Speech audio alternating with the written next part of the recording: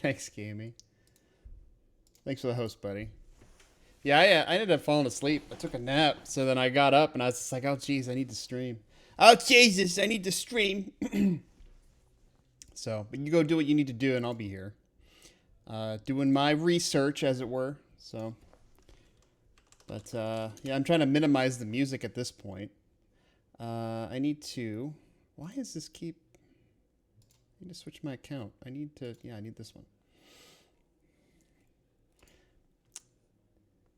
Because I noticed that they're really cracking down on the music. That's for sure. Ooh, that's really loud. I just need it as more of background music for me, so I can stay sane through all of this. So yeah, let's go ahead and switch scenes here, so we can take a look and see what we're seeing. Judging by the title, you probably, yeah, hardcore DMCA takedowns. Yeah, yeah, they've been muting a lot of my intros, but like as long as,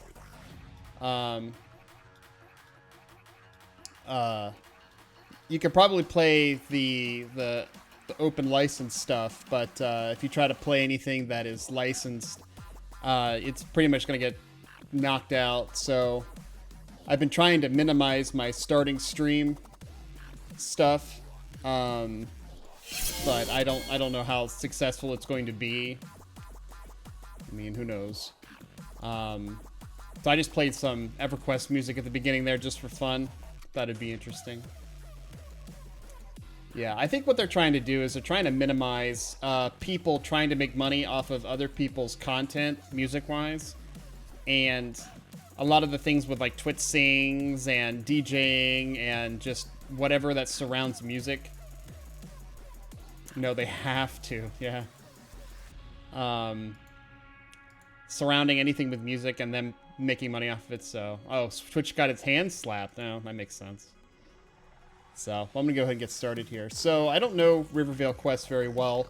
I know they have a few factions that you have to worry about. The Deep Pockets is one of them.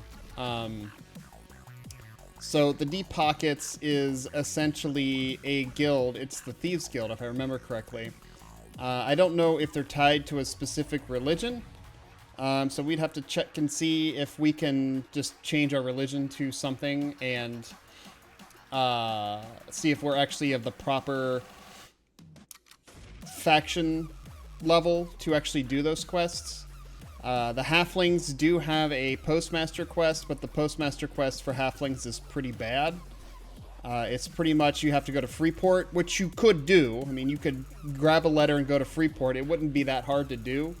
It's just that you'd have to watch out for the time of day, because if you go out into Kithakor at night, you would be running a real risk of getting some type of aggro. So, plus you'd have to go through all of Kithakor, and you'd have to go through all of the commons just to turn in the letter. But, I mean, it's a way to make money, but at the same time, it's a way to get dead. So, we may not be able to do a Postmaster quest, and we're going to have to find a more clever way. So far the dwarves are on the top with Postmaster quest of being able to do 3 at once. But Halflings, they have a lot of quests internal within their city, from what I've noticed. And it's kind of interesting, the amount of quests that they have. I'm wondering how many of these are actually, like, garbage. Storm Reapers. What the hell is a Storm Reaper? Is that like a... I don't know. I don't know what Storm Reapers are. I'm assuming that can't be their... Oh, it's the Druids Guild, I guess. Okay.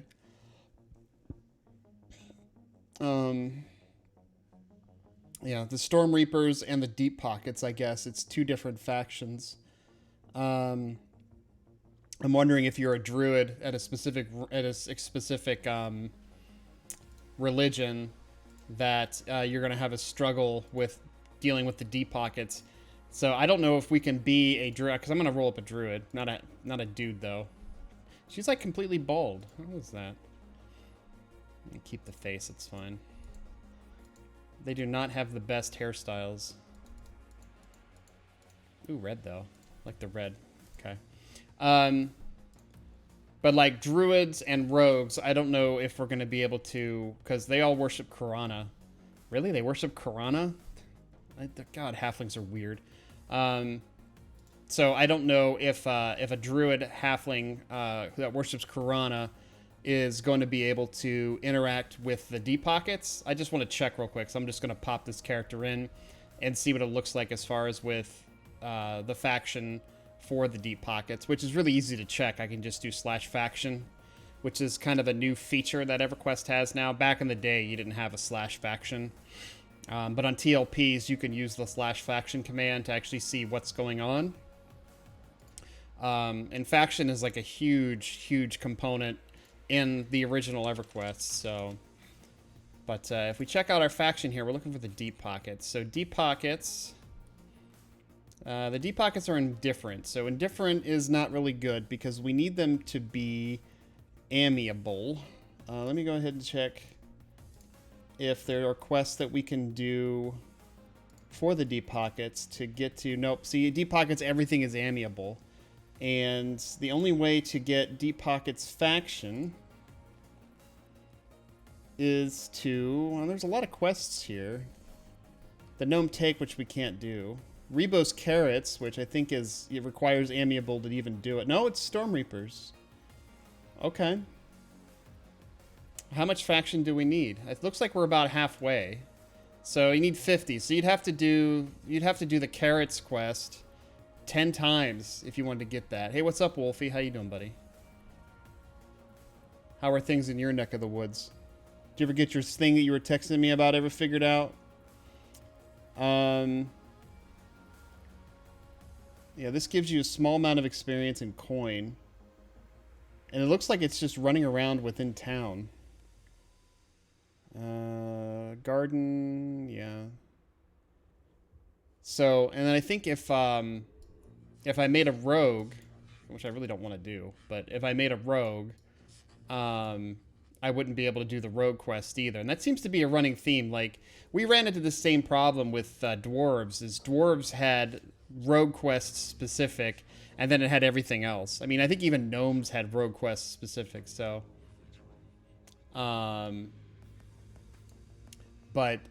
yeah, so... But there's a lot more quests in Rivervale. I mean, the amount of quests that Rivervale has, in comparison to some of the other areas, well, maybe it's not as much. It looks like a little bit more, though.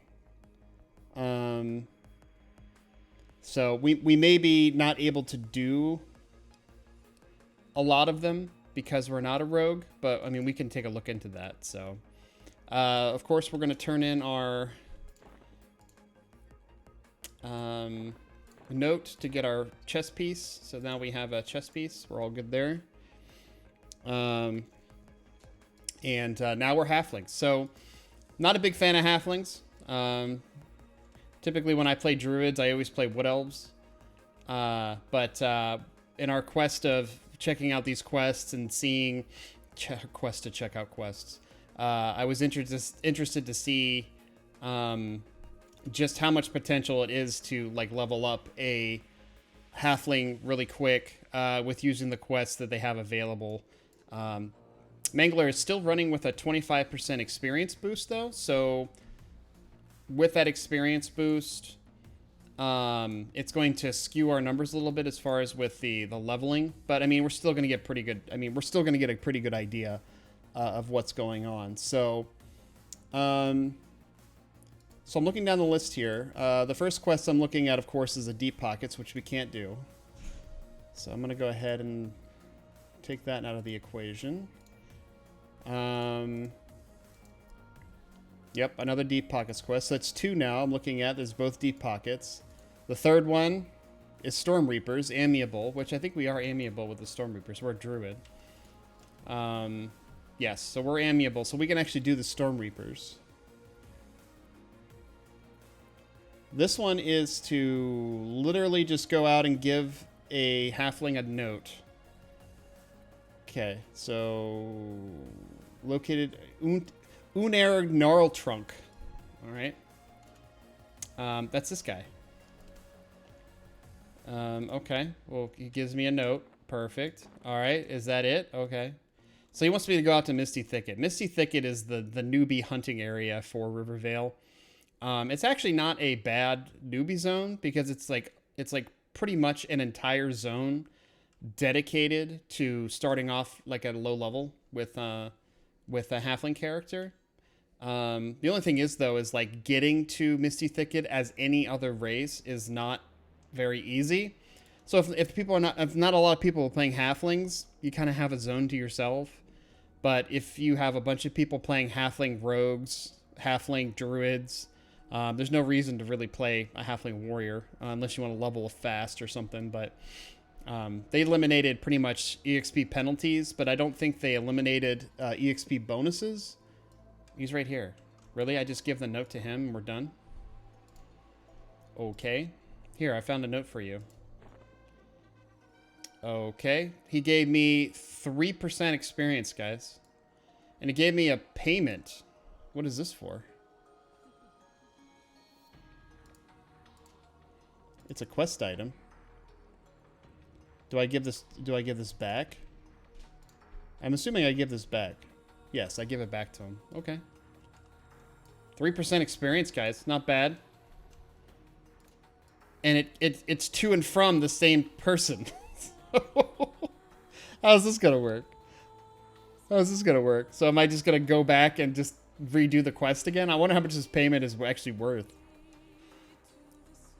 Yeah, because some of these areas, they just feel like, I mean, they had an early design on the quests, and with such an early design, it's like they were trying to figure out, okay, how do we want quests to work in EverQuest? And maybe they worked on Rivervale like second, because I mean, Kinos was first. So we need to find the druid. It's over here. We got to go back to the druids. So this guy right here. Okay. Here's your coin back. Enjoy. Okay, so 6 experience, and he gave me mistletoe, which, well, okay, whatever. But then, and a silver. And then I can hail him, and I can get the quest again. Well, how much is this mistletoe worth? And why is there a bag in the middle room here? It's a Jum stalk. Okay, I'll just take that to sell. It's cool. Not a whole lot going on here, but okay, so 4 silver, that's garbage. 8 copper, okay, that's garbage. Is that what he always gives you? Okay, no, he gives you a handful of things. He has a chance to give you a potion of wisdom. Okay. Well, I got the note again. Unfortunately, the note is lore, so I can't have like 5 notes on me and just go turn them in. That would be funny, though, if I could. I wonder if it would be quicker if the Soulbinder was closer to... Let me see here. Where is the Soulbinder at? Soulbinder's here. Is not anywhere close to the Druid, so there's no point. Okay. So... I have to say, pretty easy quest for a level 1. Just jumping in there and just doing this turn-in. It's, I mean, we're going to be doing this turn-in in a second time. You just going to repeat this one several times? A little bit. Maybe a couple more. Maybe one more. I didn't see what faction it gives me, so I should have paid attention to that. It does give me faction to the Storm Reapers, Mayor Gubbin, Merchants of Rivervale, and it doesn't give me faction of the Unkept, so whatever. So we'll go ahead and give this to him again. He gives me the coin. I run back. Now, we are in a 25% experience bonus, so this is actually skewed a little bit. So we'd have to technically subtract out 25% from that, which, I mean, we're at 9% now. Taking 25% off of that would be pretty much like 6.5%, 6.5% to level. So the experience is actually not that good. It's, I mean, you could sit here and do this over and over if you wanted to. I'm curious to see what if that wisdom potion sells for anything, if you can get it. It's probably a rare drop. But if I can get a hold of that wisdom potion, I'm having a hard time remembering. Here we go. If you can get your hands on that wisdom potion or an item that, yeah, this is just a carrot. Okay. 7 silver, though. Not a whole lot of money. Definitely not a whole lot of money out of this. 2 silver for the carrot. So we're out of gold already. Okay, that's enough to buy spells. So that's not bad. That's a good kind of starter quest just to get quick money. So let's take a look at another one real quick. So Rebos Carrots. This is a carrot quest. Tagglefoot's farmstead in the garden. Okay, this is Tagglefoot.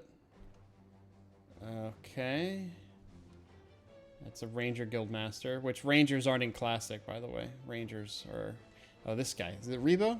Yeah, here he is. So this guy's a Guildmaster. This one does require Storm Reapers, but only in different. So this also damages Deep Pockets faction, so you can't do Deep Pockets faction with this. Well, at least the first turn-in does.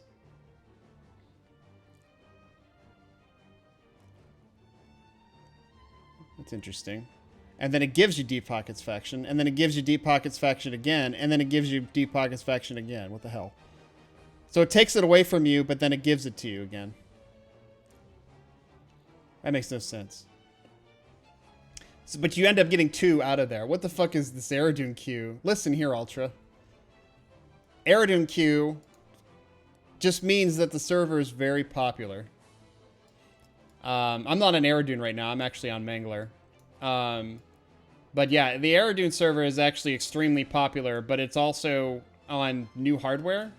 And Darkpaw actually kind of messed up the servers when they moved it to the new hardware, and now they're kind of having a struggle with it. So they had to institute a queue, and the queue was actually much more manageable until they realized that the server was having a struggle with zoning when there was too many people on, so they actually had to lower the pop. So I haven't played yet. I just wanted to log in tonight to see. Yeah, I mean the queue times are usually around 5 hours long if you're outside the 2 p.m. to like I think it's like 1 a.m. window. If you're outside of that window, it's just going to be crazy waiting on a queue. So everybody has been trying to get into Eridune, especially since like Co-Carnage is currently playing on Eridune. A lot of the more popular streamers for EverQuest are playing on Eridune. As for me, though, I only have alts on Eridune. I don't have any main like drive to play in Classic again, just because I did it in Kornov about 1.5 years, 2 years ago. So yeah, it's a 5-hour queue. Like, I don't understand why they just don't make another server at this point. I mean, it's that popular. Am I supposed to say... Oh, Trail of Wisdom. Oh, leave the Jum Jum alone. Is that a... Oh, I sold the Jum Jum, so I don't know.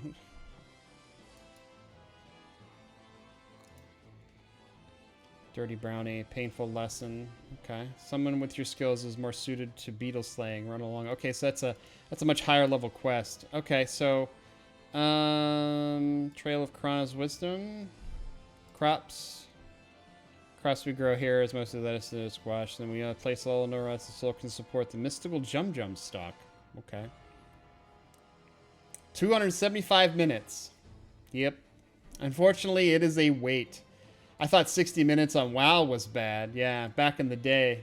Yeah, Eridune, for whatever reason, is extremely popular. Mostly because of its rule set of there's no box armies allowed. So you probably get a lot more characters, or at least more people playing 2 characters at once or something like that. But since a bunch of people can't have loads and loads and loads of characters on that server, it's kind of appealing for those that want to have like that original EverQuest experience. Trail of Wisdom. Okay, now he gave me okay. So he gave me the box of carrots or whatever. So he wants me to go to Blinza Topopol. What the fuck is that guy?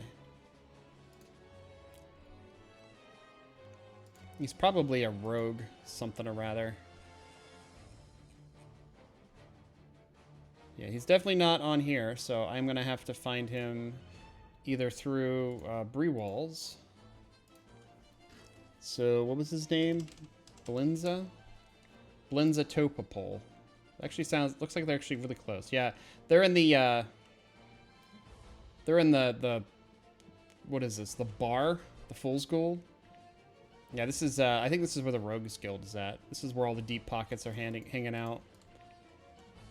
There she is. Alright, so I have some carrots for you. Here you go. Alright, so, awesome. Okay, so, that wasn't worth any experience. We got none for that. So far, so bad.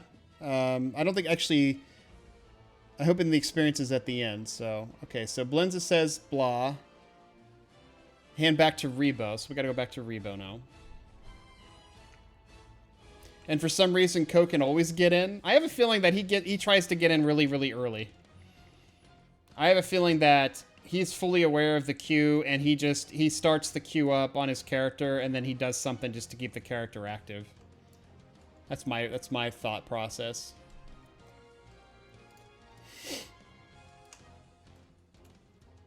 I don't want vanilla pus. I'm having a struggle here trying to get back into... Oh, there, it's over there. Getting back into the Cleric Guild? Or the Druid Guild. It's over here. Okay.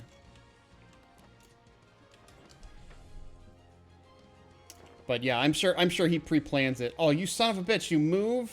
Oh, don't move. He's out here in the fields. Here, take these. Okay, so now the next step is he wants us to go back to Blinza? Are you serious?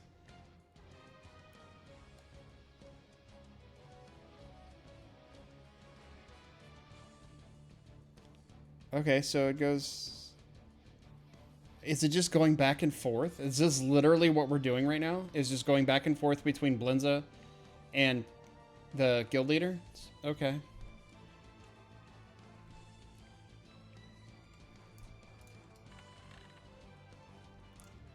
I don't know how they would establish that priority through, though.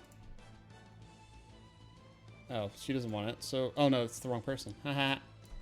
Here, take this. You need some carrots in your life. Okay, so that gave us an experience of nothing. Okay, so there's practically no experience with that. She didn't give us anything back, though.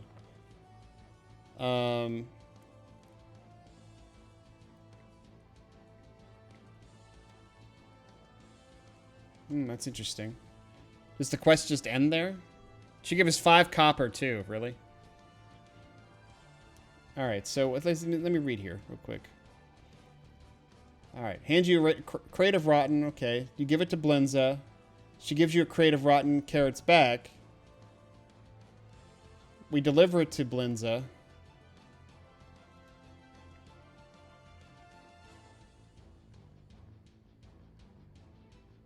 Okay. Oh, what? Wow, okay. This quest is teaching you something. That's interesting. This quest is teaching you not just take an item and just run off. Like, he wants me to actually give the item back to him. And then he gives us the fine carrots that we have to take to her. What? Oh my god, that is a fucked up quest. So he gives us a crate of rotten carrots, okay? And you're not supposed to take the crate of rotten carrots to her. I've never seen a quest like this before. Whoever designed this is a genius. Practically no experience with this, though. But it is giving us Deep Pockets faction to the point that I could probably farm this real quick and have enough Deep Pockets faction to actually do the rogue quest. So we're going to do this real quick. Oh, I got to give this back to you. Take that. Okay, give me another one.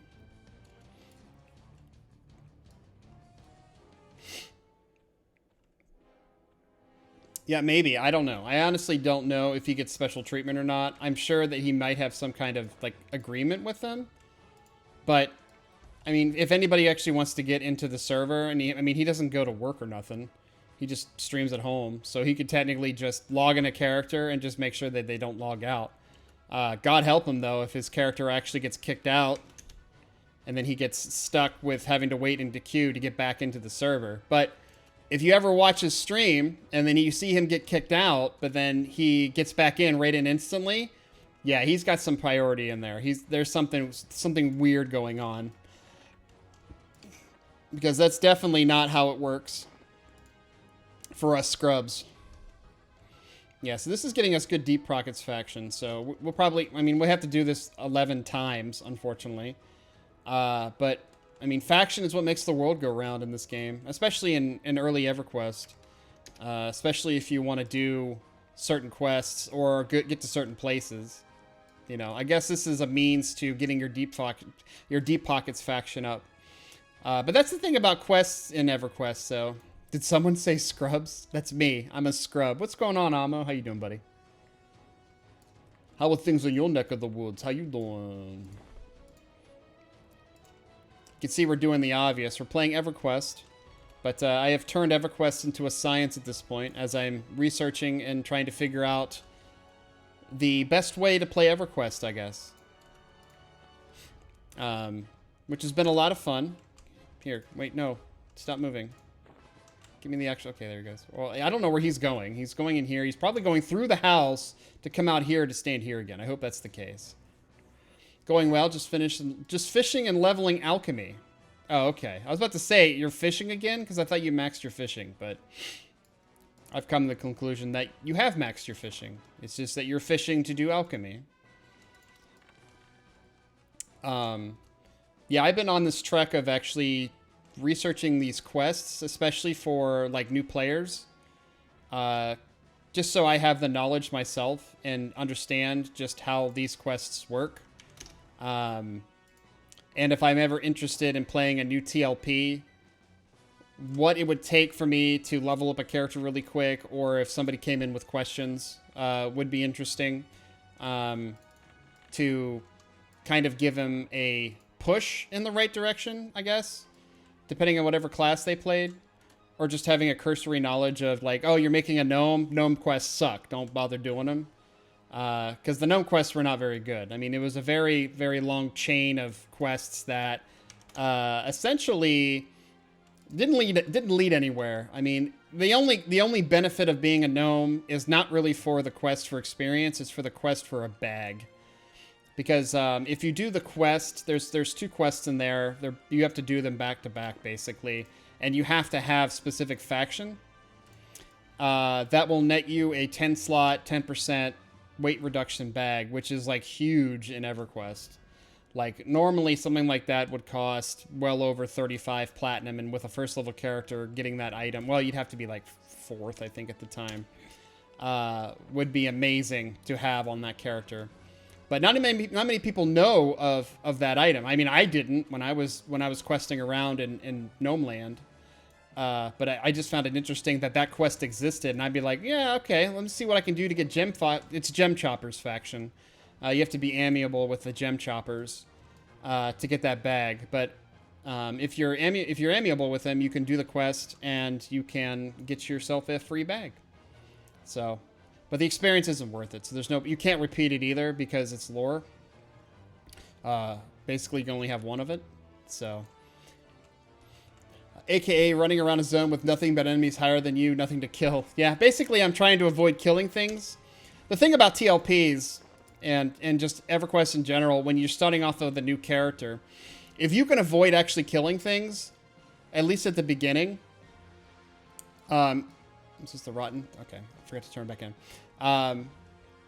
If you can at least not have to kill anything at the beginning and grind out money or experience with the quests of just doing that alone, you can level up a character not faster, but you can at least get a leg up. You know, you can bend that Jedi curve, as I like to say, to get that leg up, especially with some of the quests to get money really fast.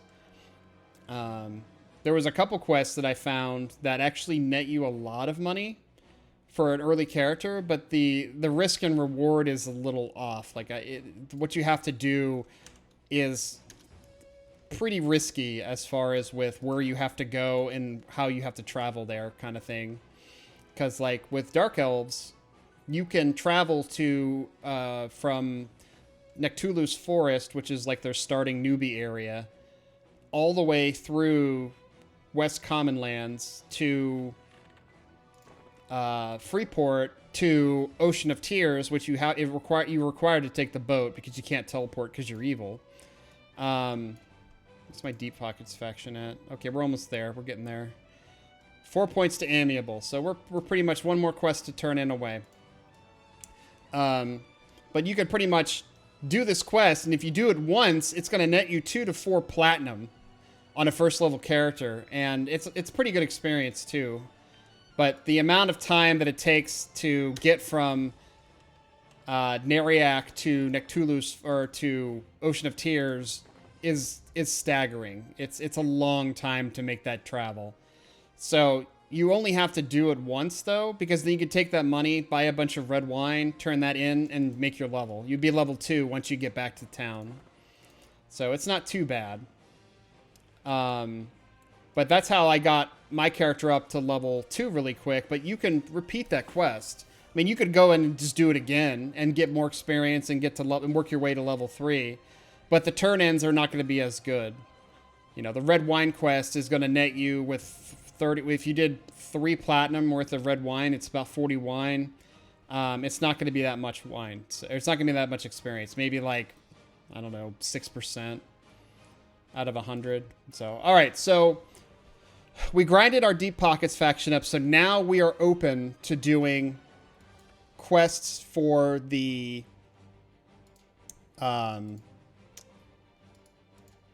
Deep Pockets, which is the Rogues Guild. So there is the Ace Sleight Hand, which is on the 2nd floor of the Fool's Gold. He's going to require us to go retrieve a debt. I don't know if we can actually do these because we're not a rogue, we're a druid. It'd be funny. Oh, hey, he's actually a taskmaster. Basically, he wants us to go shake down somebody and steal their money. So I actually don't have to talk to him. I don't even know why I bother, because he doesn't give us anything. So we need to go into his house, I think, and I think it's an item that just spawns a halfling bouncer. That's rich. So we actually have to go to his house. I don't know. He has a dog, though. Kevlin? Yeah, there he is. Kevlin. He roams. His house is actually right over here. He has a dog. Yeah, I don't know how this works. Like, do I just walk in? Like, hey, what's up? Hey, there's a dog here. Hey, he's kicking my ass. I'm gonna steal my bag anyway. Thanks. Okay, bye. I think you're supposed to... Is he just gonna chase me? Oh, he is gonna chase me. I got the money! What's this? I'm gonna run in here and give him the money. Come on, come on, come on, come on, come on. Trade me, trade me, trade me. Yeah! Look, I did it. That was actually 2 gold. So, this dog is gonna kill me. But that's fine. I don't care. I can just run around in circles. I don't understand why this dog is like KOS. But I don't think he has...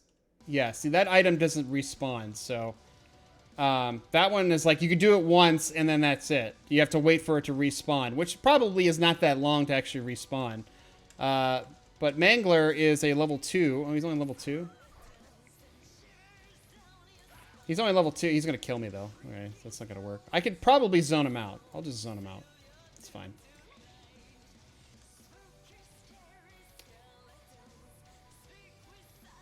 But that quest was 2 gold, and it was a healthy amount of experience. I didn't check to see how much experience it was worth, but I had my thing up. But if I remember correctly, I was only at 13%. I turned that in, and it gave me, what, 19% experience? But that quest isn't repeatable, so... I mean, it is repeatable, but it's not easily repeatable, because I have to wait for it to respawn, so... That's going to be a little bit trickier. Plus, I mean, there's Mangler who's sitting there right in front. So, what kind of druid spells... I don't want this... This is a weird song to have at this moment. So what druid spells do we have at our disposal? Druid spells EQ. At level 1. I don't think we get a root. If we did get a root, that'd be interesting. Oh, we get a snare. We get a snare at level 1. Why they have 2 snares at level 1, I don't know. There's actually a series of spells. Grasping Root is at level 2. But there wouldn't be a problem of actually doing this quest and then working on other quests, waiting for the item to respawn and doing this quest again. I mean, it was 2 gold. I mean, the Postmaster quest that we did in Kelethin from Felwith to Kelethin was 3 gold. This was a hot 2 gold right off the bat that I was able to just quickly make, and it was just a short trip. The only thing is that you aggro Mangler, which luckily he didn't aggro anything else. He just aggroed himself. So I mean, that could have been bad if it was like, oh hey, I have a bunch of crap on me now. Yeah, let me go ahead and get some stuff arranged here.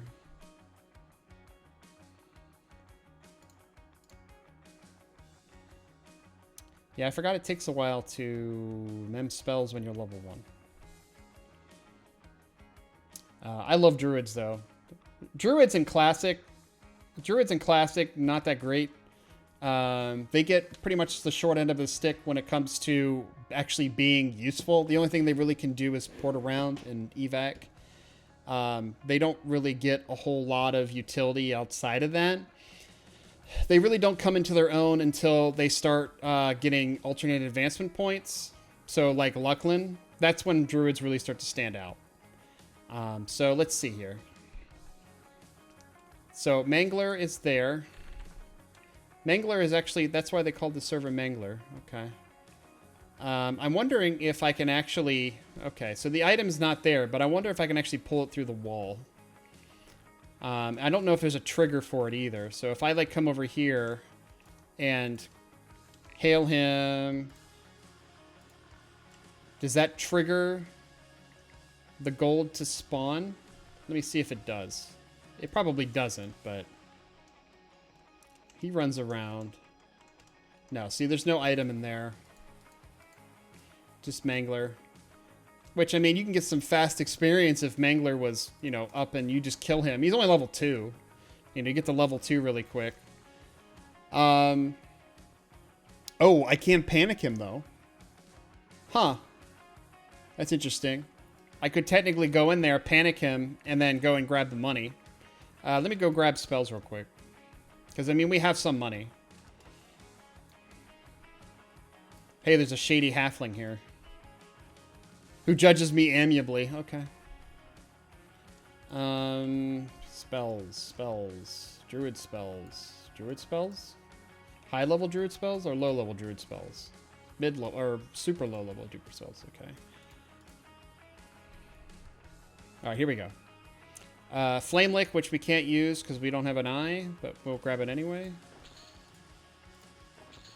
Burst of Fire, and then Grasping Roots we can't use yet. But Panic Animal is one that I'm deeply interested in. This guy has it.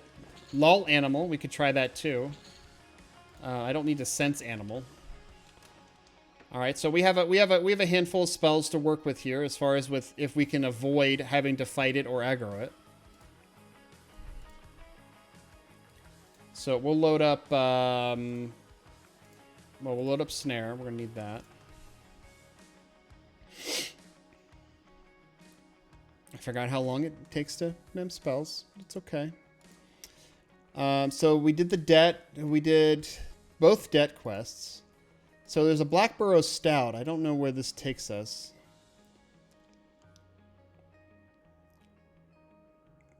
This responds that you can smuggle it. Dark Rivers flow east. Where does this want us to... Oh, related creatures Gunrich. So you have to kill Gunrich for this one. I think he's like a level 5. Yeah, he's a level 5 goblin. Yeah, we're not doing that quest because that would require us to kill level 5, which we can't do. We're not that good. It does give you a lot of Deep Pockets faction, though. Did we get everything? Okay. So we're going to try Lull Animal. And we're going to try Panic Animal, too. We're going to try both of these. Now, I'm assuming the item will respawn in about 5 minutes. So we'll get a chance to see that once it's up. So talking about Ko one more time for a second, you have to think about this way. He has thousands of viewers and he is interested in that one EverQuest server right now, and that's a lot of advertisement for them. Well, pretty much. Pretty much, yeah. So, oh buddy. Oh buddy. Oh buddy. Of course, they'll give his account a fast pass. Probably. He probably went to Darkpaw and said, hey, I'm going to stream your game because I'm interested in playing it. Can you give me a fast pass? And they were like, yeah, okay. Us scrubs. That's why I say us scrubs. All right, so let's check and see if the money is in there yet. Still nothing. Low spawn time for sure. We'll have to keep checking in, or I could just sit here. Can I lull you through the wall? I can lull you through the wall. So you're lulled. Can I sit right next to you? Oh, it's amiably. Okay, so if you grab the money, it probably goes aggro. Huh, that's interesting. There's no money here, though. At least I don't see any money. Yeah, there's definitely no money here. All right, we'll check back later. Yeah, long spawn time on that, though. All right, so Rebus Karis we've already did. Hungry Deputy we've already did.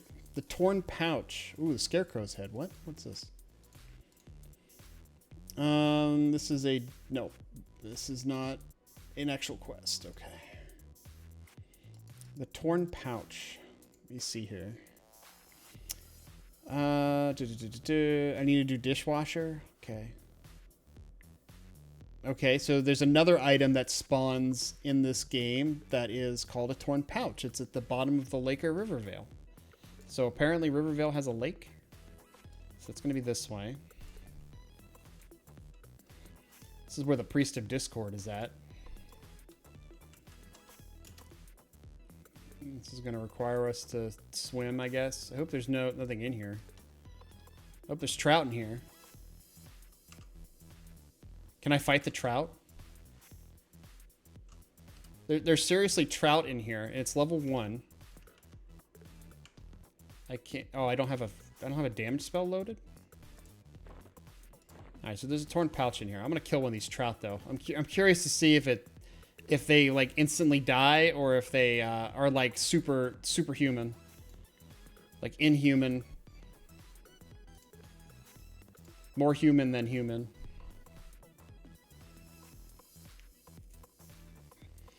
But I got the Torn Pouch. So that's 2 items you can check on. If there's a lot of people on the server, though, and they're actually doing the quest, then that's not going to work out so well. Where's that trout at? There's a trout. Yeah, beating up some trout.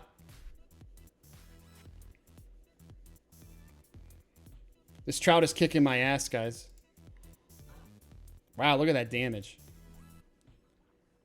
Okay. It was a legitimate amount of experience there. But the trout have decided to... Oh my god. Please get out of the water. Please get out of the water. So please get out of the water. Oh god. Okay. Okay. So now what are you doing? I'm doing Rivervale quests. So I'm checking out what the quests for Rivervale have to offer. I just killed some trout. Apparently the trout here is level 1. They drop fish. I just noticed it, so I wanted to investigate a little bit further. And they are just like level 1 monsters. They are social though, apparently. Social monsters. They are indifferent though. I did happen to kill one and then jumped out of the water, so I'm gonna sell their items just to see how much it's worth. But right now I'm doing the Torn Pouch quest, and I just need to know where this goes. Oh, okay. You have to kill Chomper. Chomper is probably not level 1. No, he's level 3. But we can't kill Chomper. We're not going to be able to kill Chomper. However, we can still turn this in. Oh, Chomper is probably a second stage to this quest. Because I think if you hail him, it's still... Yeah, it's still separate, so it's fine. But I think I have to go to Totally Snuckery. Who the hell is this guy? Second floor. All right. Seems like everything is on the second floor.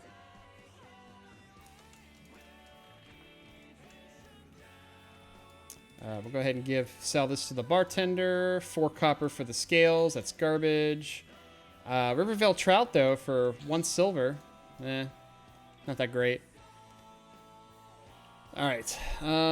This guy. So we got to give him this bag.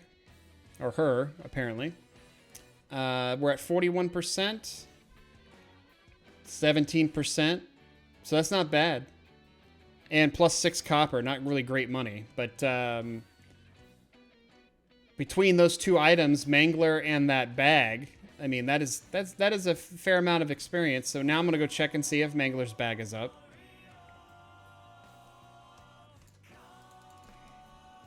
I wonder if it doesn't respawn if Mangler doesn't die. Yeah, because this still hasn't respawned. Oh, Jesus. No. No, bad dog. Bad dog. No. Bad dog. That's lol. I don't want to lol him.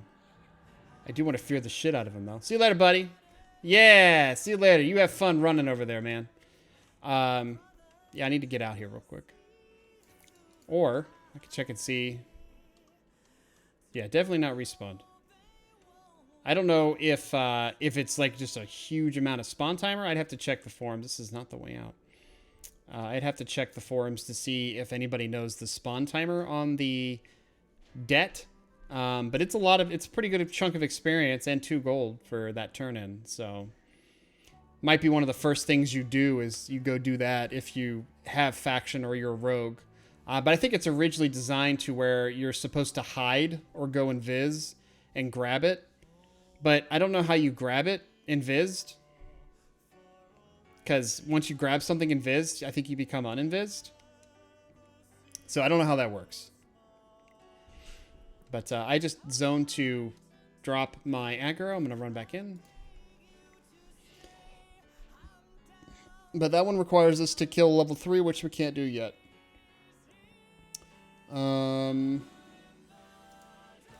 Jillin's Stew.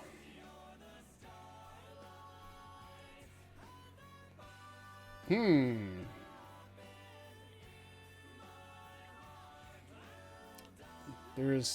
trying to see what so there was a quest a long time ago that I did that, holy shit, load times. There was a quest I did a while ago that somebody bugged out in Rivervale, and I was playing a Wood Elf Druid at the time, and pretty much what somebody did is they took the quest receiver and quest giver and put them right next to each other. They charmed him basically, and then I don't know if they gated out and they just were stuck there.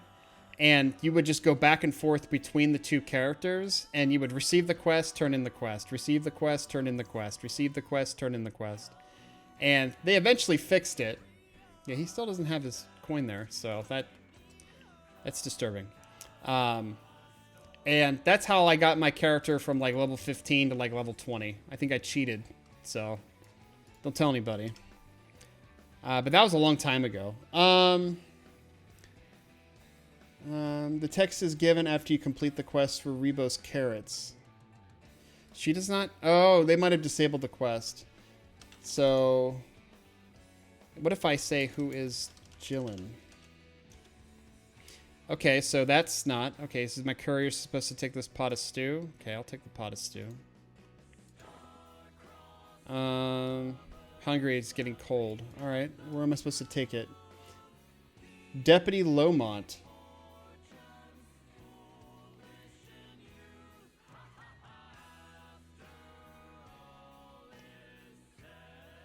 Alright, where's Deputy Lomont at?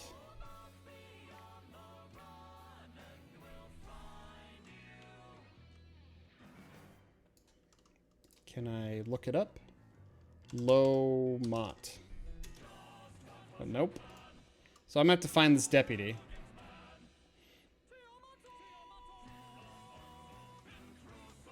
There's a Deputy Zopo.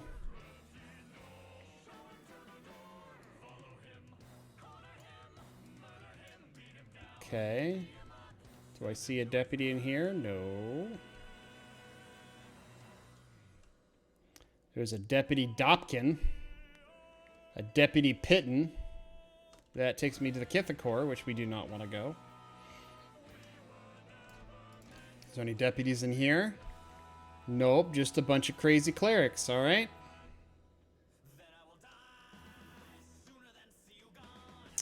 I hope he's... Is he out in Misty Thicket? I hope he's not. Let me see if I can look him up here. Oh, he's in a building. What building is he in?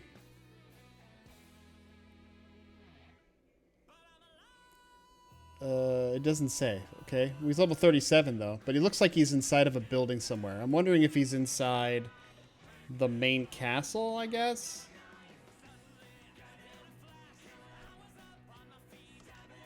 In the bank, maybe? Is he in the bank? Hello? Lomot, are you in here?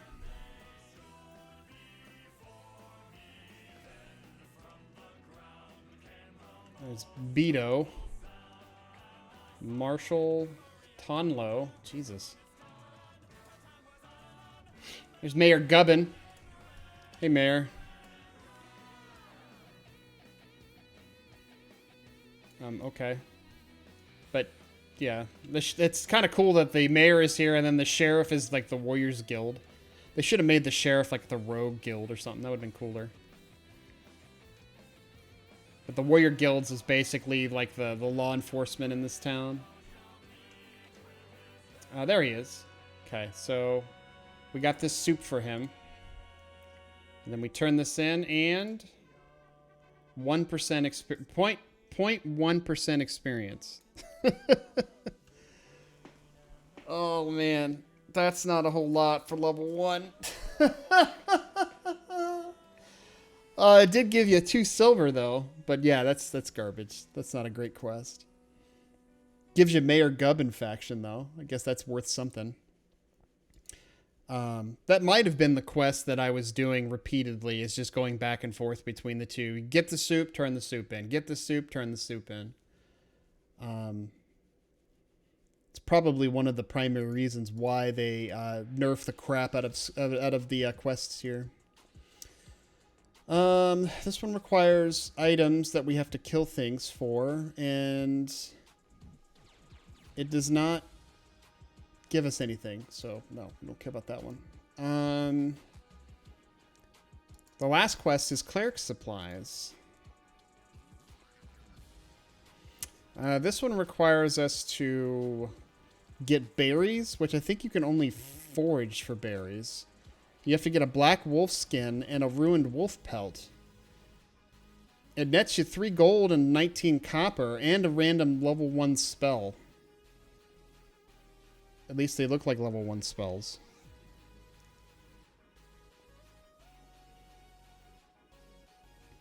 See the saw. I need a 4 fidget mistake. No. Okay. Yeah, so that's basically the first level quest run. Some of these other quests are much higher level 3,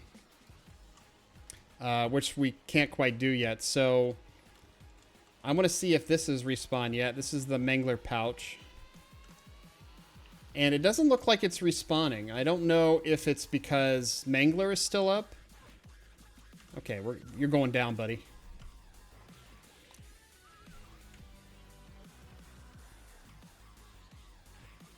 Don't mind me, I'm just killing your dog over here. It's kicking my ass, actually.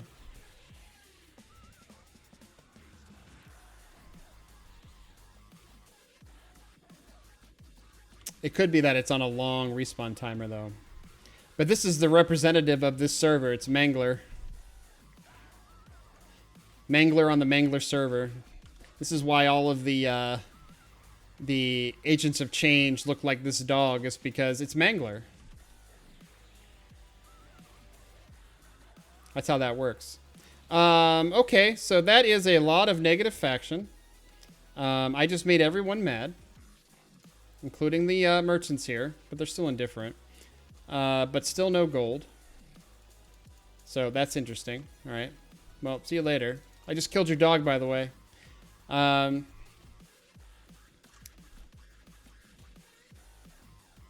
So there's no clear-cut quest. Where is the... There was some Jum here. I don't know if it's if Neebulus is actually using the Jum for anything. Level 3 is the next quest up, so all these level 5 quests are Planes of Power quests. Yeah, I'm not seeing anything else other than those two. I'm going to see if the other item has respawned yet. That's a nasty faction hit, though. Like, negative 30. Oh, the Coalition of the Tradefolk Underground I got 1 point in. Hey, what's going on, buddy? Tome of Disorder. Yeah, here, have it back. I'll make me red. Yes. I'm red now. I'm PvP. Rrr. Anybody can kill me. Actually, I think only other PvPers can kill you. Oh, the bag's back. Okay. So this bag respawns relatively quick.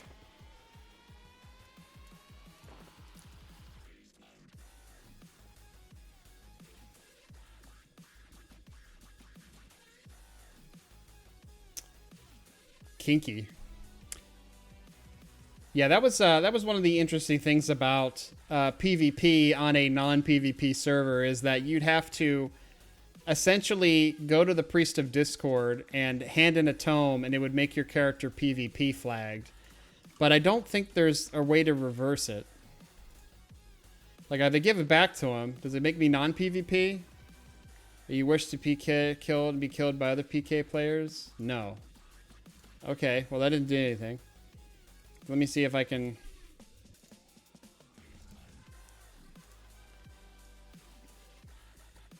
Yeah, there's no way of turning it off.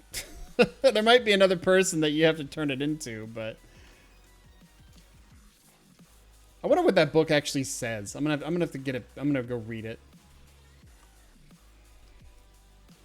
Not worth any experience though, so... Well, you're now PvPer forever. Pretty much. Like, you can't turn it off, so...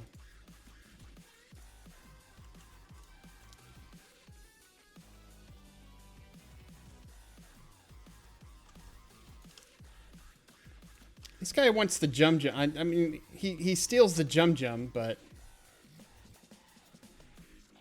He doesn't have a quest for the Jum. I think if you're PvP flagged also, you can't, like, group with anybody. I mean, you can group with other PvPers, I guess. But, like, there's some weird rules about somebody who's PvP flagged. I don't think you can heal them. Like, people outside that are non-PvP, I don't think you can heal a PvP flagged character. It's weird. It's very strange.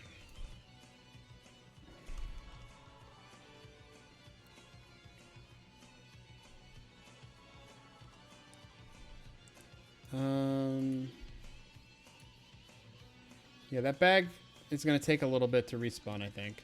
Oh, what killed me? Oh, a piranha. Apparently there's piranhas in the Rivervale water. That's interesting. Lone PvP wolves. Who the hell put piranhas in here?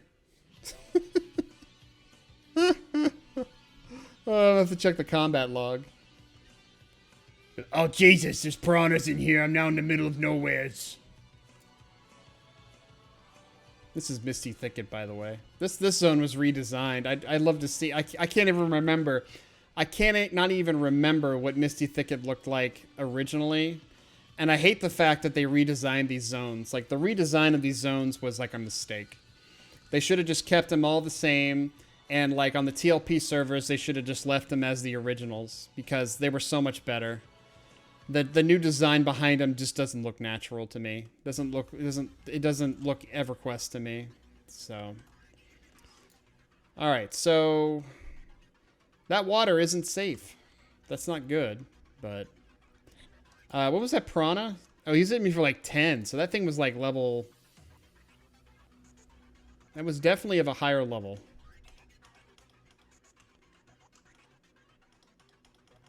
I don't see anything. Yeah, I don't see...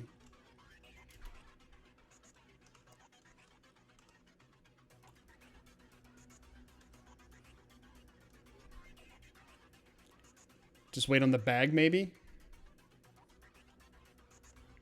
Oh, what's that? Oh, that's a rodent. I said that's a really big fish, but it was just one of the rodents. It's fine. Hello, Azina. How are you? Are you doing well? What are you doing? You playing some EverQuest? I got my halfling out. Oh shit, I didn't want to fall in there again. We're testing out Rivervale quests. They have a lot of little quests, nothing really big. There's 2 pretty good quests you can do here in Rivervale, but the problem is it's an item that spawns and that you have to wait for. So it's not that great. I'm trying to test and see what the respawn value timers are on these things, and... Can you get up there? Can you not look through the walls and just get up there, please? Thank you. They were a pretty good experience, but they take forever to respawn, so I don't know. I don't know how valuable that actually is.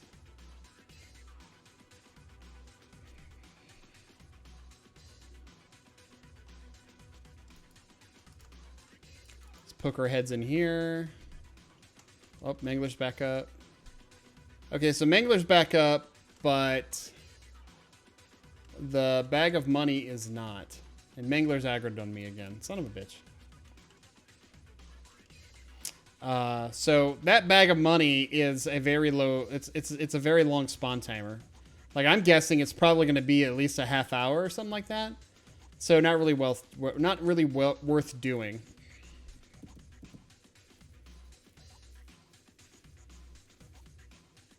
So I'm guessing that the 2 quests that we were working on originally, especially with grinding the wait, what? I turned around. Okay. Grinding the faction may be the best course of action. So you would want to do the 2 quests that had items on the ground to get a faster boost.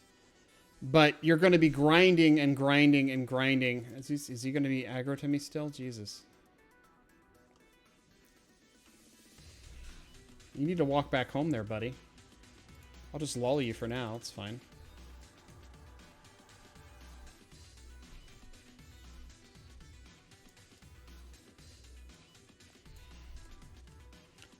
That's a great way to kill off halflings. Aggro Mangler. And then just have him sit there. Oh, the money bag's back. So that was about, what? Jeez. How long have we been streaming for? We've been live now for... Uptime. We've been live for an hour. So, I mean, that feels like that quest took about a half hour to respawn that coin. But we can go in here, too, and grab the money pouch as well. Because I'm sure that's probably up by now. Yeah, the pouch is up too.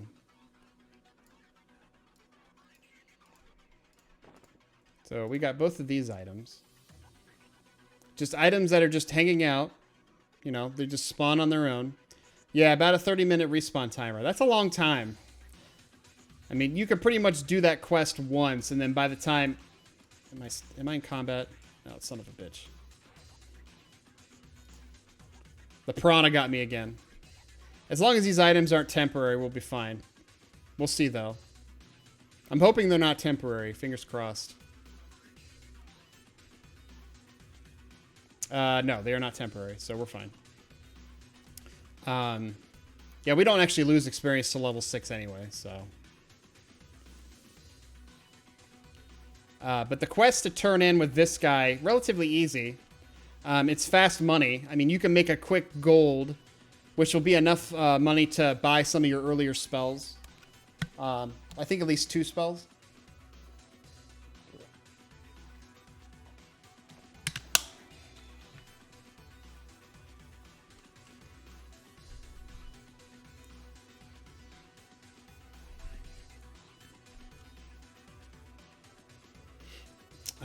Okay, so we'll go in here. He wants the gold coin. That's going to ding us. And then she wants the money pouch. All right. Money pouch is still worth... I mean, that was 8%. I mean, 25% experience bonus, but... you could wait around for that pouch to actually spawn. We're at 2 gold. Not a whole lot of money. We have not made a whole lot of money doing these quests. But we did hit level 2. So that's a bonus. Let's just take a peek here. So I guess what you would do in leveling these characters would be you would probably do the carrot quest really quick just to get your Deep Pockets faction up.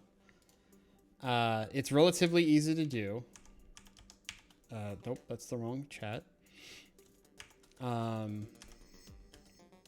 Like to read, what? Oh, that's the Discard quest. Where's my, there we go, Trail of Wisdom. So this guy right here. But then there's also this guy right here who also has a quest. So we'll grab his quest too at the same time, and then we would run off. So now we've got 2 quests loaded right now at once.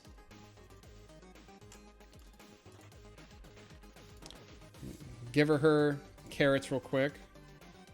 And then we would run out of zone and turn in this quest as well. Now, even though we wouldn't have the Deep Pockets faction to start off with, we would still be able to turn in the quest once we grinded out enough Deep Pockets faction just from doing the carrots quest. So that's a distinct possibility as far as with grinding the character up to level 2 really fast without actually having to kill anything. So we go to this guy, give him the thing, he gives us a coin.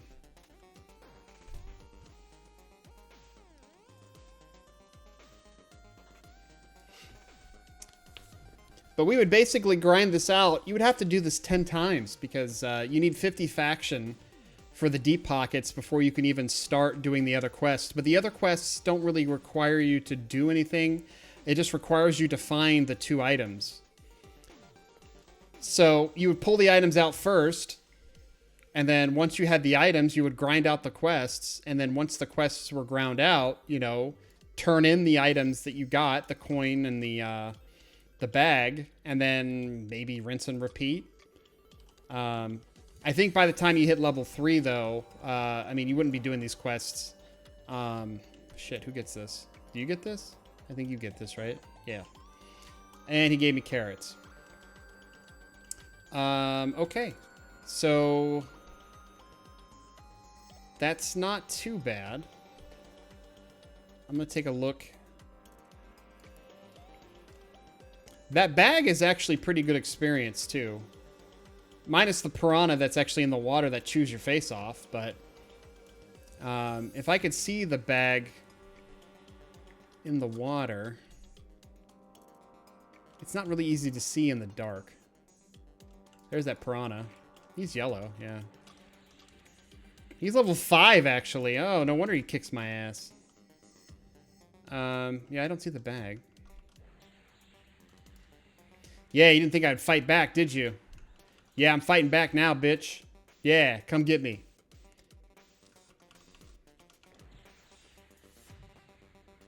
Oh, Jesus, another one? Who the hell put the large piranha in here? Man, I'm dead. So, I'm thinking that the bag in here is probably on like a 7 to 10 minute timer. And then the coin is on like a 30-minute timer. So you would have to check back. You'd have to check by these things like periodically just to see.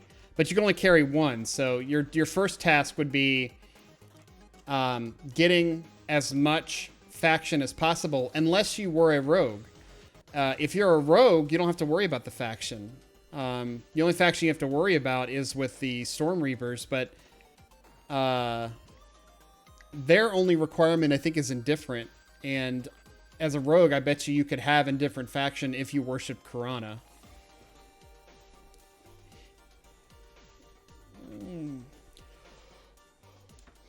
But rogues are not...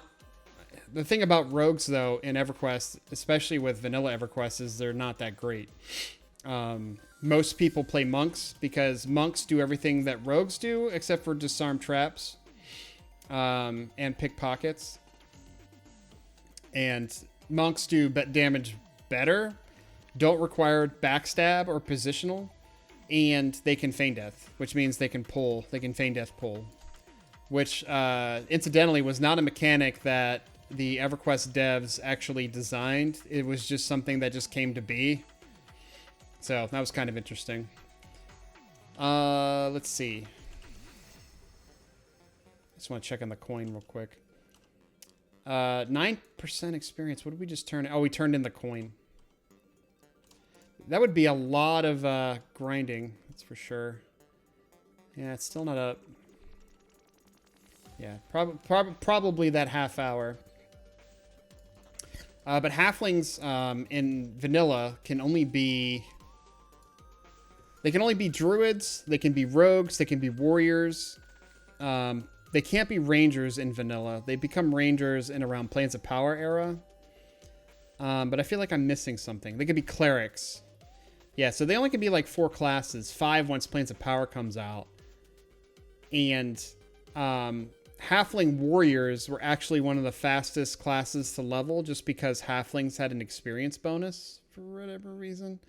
And they actually make good druids too. I don't know if the druids have an experience bonus. Where is your stats? Wisdom of 115. I mean, that's about as good as a wood elf, if not better.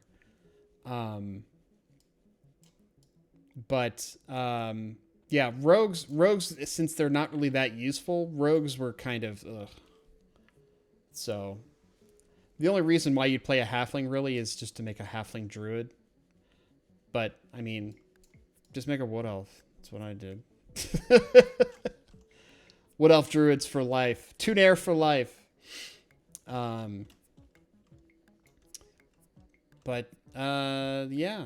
That was actually pretty simple. It was not overly complicated. There's a couple quests in here that are really not worth doing.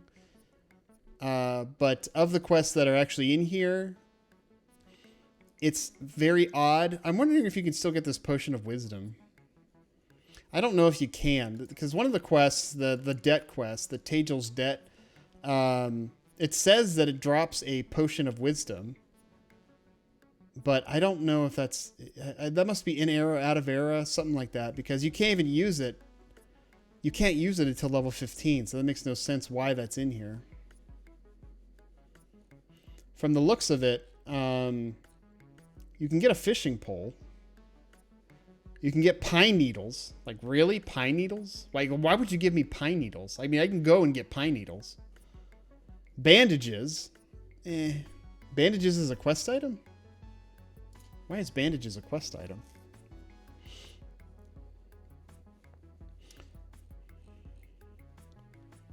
Quest items. Oh, no. No. Cure disease.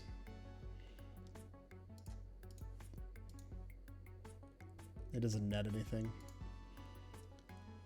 It's weird. Bandages for honeybugger. What the heck is this? This is okay. It's a level 1 quest too. How did I not see this? Is it in Misty Thicket? Okay, so there are Misty Thicket quests too. Let's take a look at these real quick. Quests starting.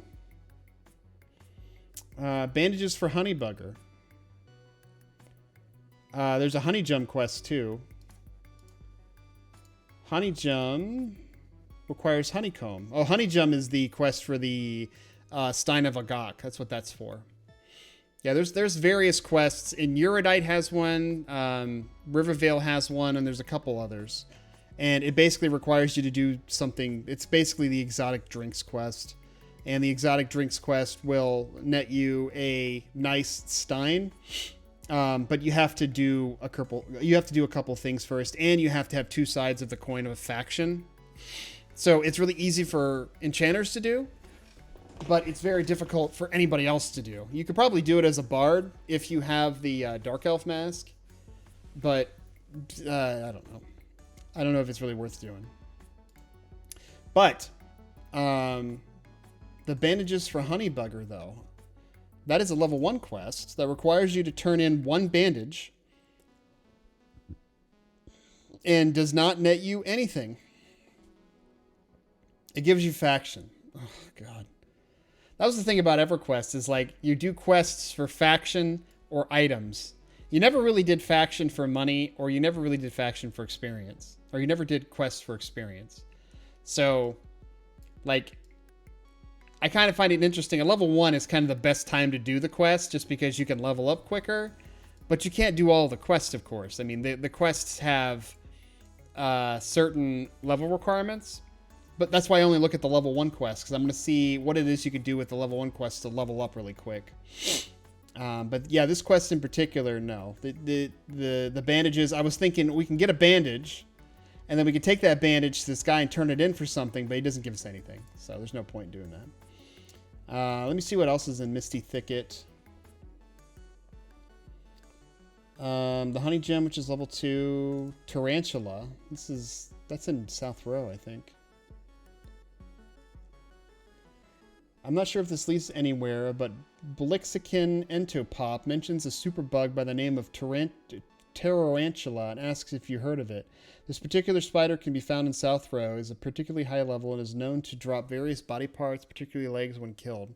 Since Blixican collects bug parts, it may be he will reward you if you give him these. However, I have been told by one person who tried to give him it got nothing in return. There is probably more to this.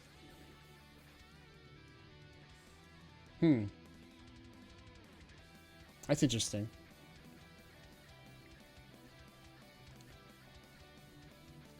Blixican Entopop. Let's go talk to him real quick. So apparently, I have seen it like once. The tarantula. It's basically a huge spider that spawns in South Row, and when you kill the spider, of course, it spawns a bunch of baby spiders because, you know, nightmare fuel. And the baby spiders, I mean, they're non-aggro. You can just murder them easily. But the big tarantula spider does drop body parts and is supposed to be for a quest. But apparently the quest log for things doesn't have any sort of information. So it's either that you do the turn-ins for this quest and it's just incomplete. The quest was never completed. Or it could be that there is a fourth item or a third item or whatever item that you have to turn in for the quest to work. But according to this, there's only the heart and the leg for the quest items, but they don't have quest item on them. So typically, if an item is a quest item, it has quest on it. You can turn it in. But these items actually don't have that tag on them, so that's kind of interesting. I don't know where this guy's at, though. Let's see if Breewalls can help us. Oh, there he is. Well, he roams, but he's over this way. There's also fire beetles here. In yellow jackets, the size of halflings. Jeez, how do the halflings survive? That's the funny thing is, like, if you make a wood elf druid, like, they have no means really of getting a fire beetle eye. I think the closest fire beetle eye that they can find is all the way in Freeport.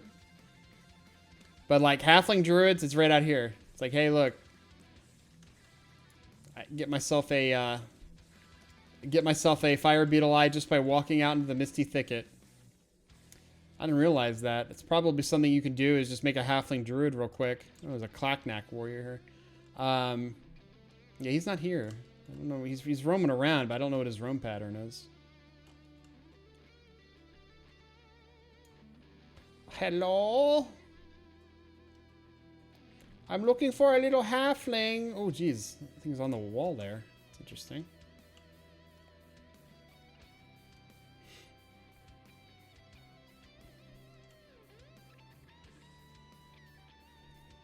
Well, that's the POK book, which is actually active right now, but I don't want to click it. Yeah, I don't know where this guy's at. I'd have to probably pull my druid out and actually track him. My other druid. My real druid, not my fake druid. This is my fake druid right now.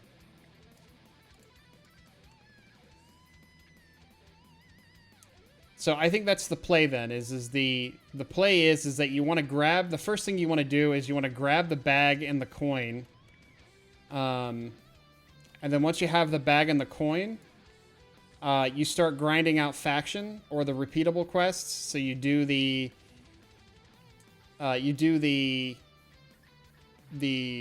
debt quest to get experience, and at the same time you do the carrots quest to get the faction.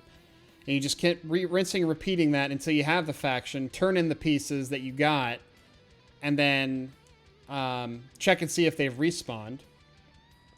I don't know if the... Let's see here. Oh, we don't need that either. And that.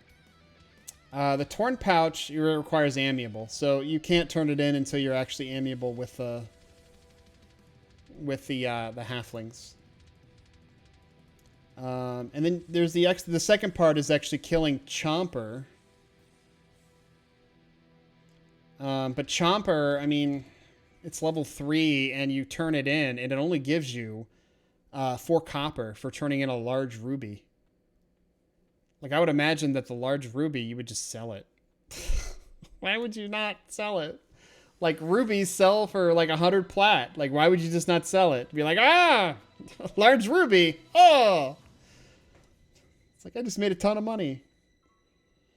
It's level 3 though. I don't think I could kill level 3. Where does he even spawn at? I'm guessing in the river. He's got piranhas that are probably hanging around him. Ooh. What is over there?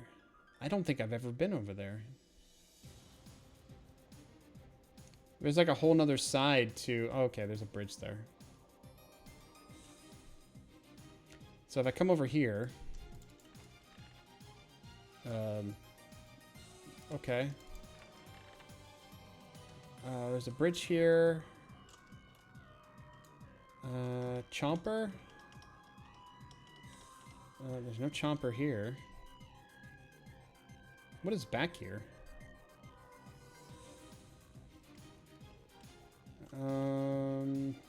Looks like a dead end. Sage Apprentice. It's just an empty room. That's interesting. It's an empty room with Sage Apprentices that don't say anything.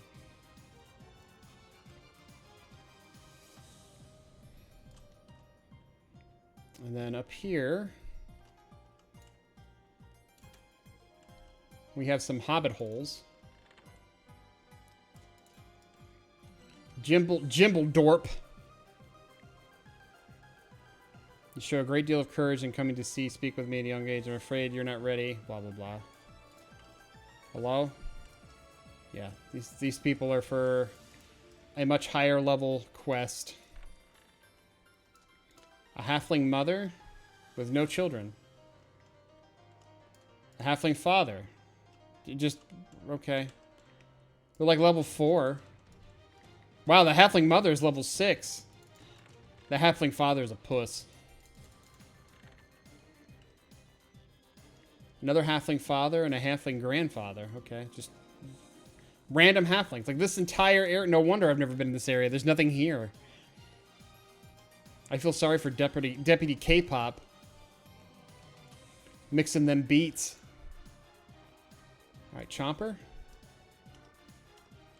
Is Chomper like somewhere else completely? Chomper!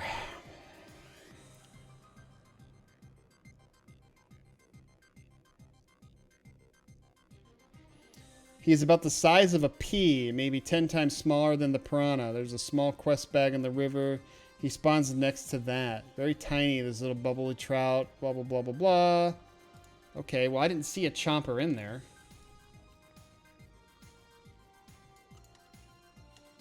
I see trout.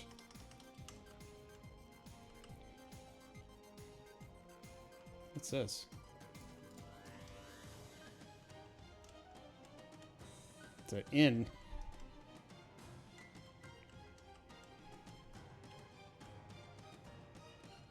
Sorry, I'm getting like sidetracked. I'm getting immensely sidetracked with just a random innkeeper here. He's not even a vendor. Wow, this feels like really incomplete for some reason. All right, let's go see if we can spot Chomper. I'm wondering if all of those trouts are actually placeholders. Because Chomper is actually supposed to be by the bag. Let's take a look here. Probably die again, but... we have just a bunch of trout. Where's the bag at? Where's the baguette? Oh, there's the bag. Yeah, there's nothing here. There's no Chomper. Definitely no Chomper here. Those... We got a piranha that's going to probably kill us, but... We got a swimming of 6, though. We're going to outswim him. That's what we're going to do. We got this. Piranha and his bad pathing. But yeah, so I think that's pretty much the route for these halflings. I'm going to see if that bag has spawned yet. I'm going to see if I can pull it through the wall.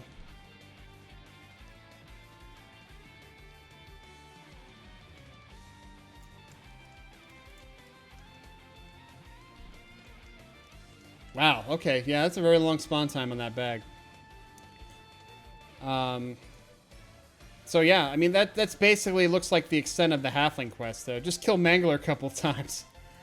Then then I'd no longer be able to talk to any of the merchants. They'll probably end up hating me after a while. Bag will spawn in 4 minutes. If it's on a half-hour timer.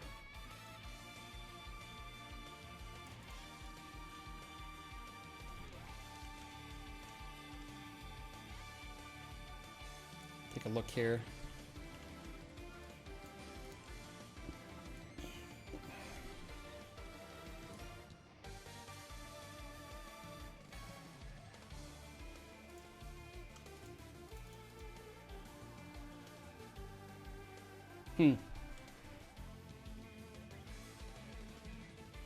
That's interesting. I lulled it and it made him indifferent.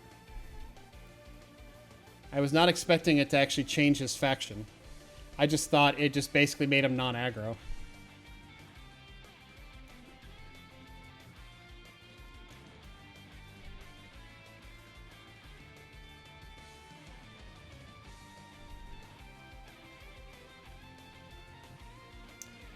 Let's see.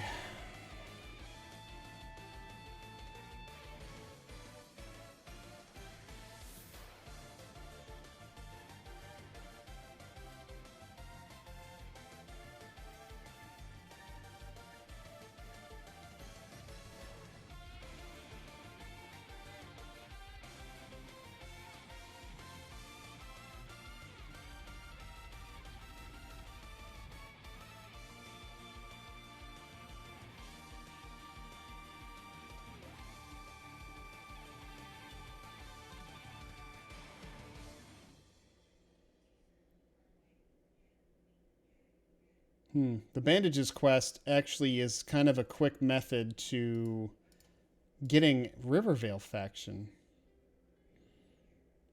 Yeah, it gives you basically faction with at least the merchants, the deep pockets, the Guardian's Veil, and the mayor. But it doesn't give you faction with the priest or it doesn't give you faction with the priest or the cleric guild, so they would still be KOS to you. So if like you were an ogre, for example, or like a troll, right? Because trolls find halflings to be delicious. I think it would be funny to have a troll that hung out in a halfling village. And you could do the bandages quest, buy, I don't know, 100 bandages. And actually, you probably need more than that. You'd have to buy like 500 bandages. So you would turn all those in and get 500 faction. And then basically almost everyone would like you. But there would be a couple, the cleric and the druid guild you'd want to avoid completely. And like the cleric guild is there right when you walk in. So...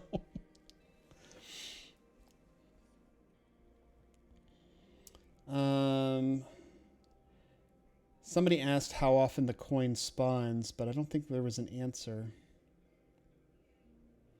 It might be a specific time in the game that it actually happens.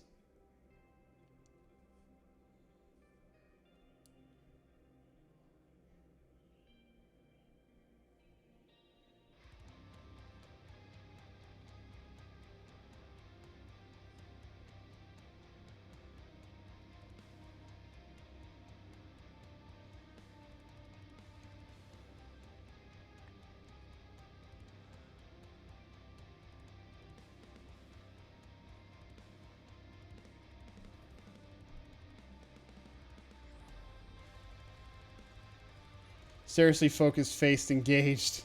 Yeah, I'm reading. It's there's a specific game time and when this character actually leaves the shop, and I think it's like 10 p.m. So if I type in time, the exact time right now is 2 a.m. Game time. Focus face Rein. He's got himself there some serious focus. But yeah, it doesn't look like it's spawned yet. It might spawn if it spawns at a specific time of day. It's like an hour at that point.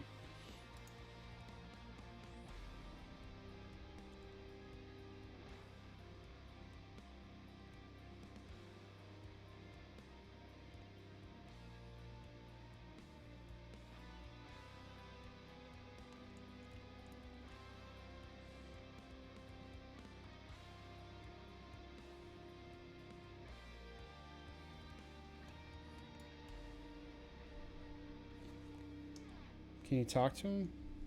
Open the shop, find advice, purchase armor from Calvis Gear, not to be conned into buying from Sansa Fromp. I don't know who Sansa Fromp is.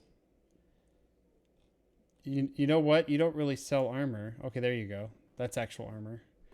Holy shit, the motherfucker wants like 70 platinum for chain armor. Get out of here.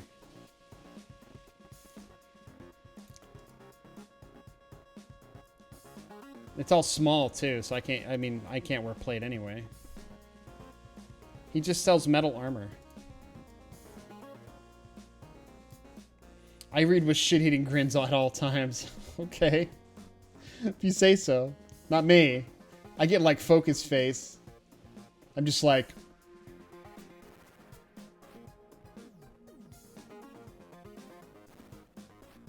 Oh, there's the bag. Alright, so... Can I grab it from here?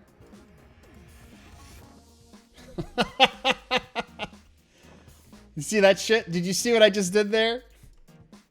See you later, buddy. I just grabbed your monies. So you don't even have to go into the room. You can just grab it through the wall. Oh, that's too funny. 9% experience, but we're at a 25 experience bonus right now. But still, that's not bad. It's just that it just doesn't respawn fast enough.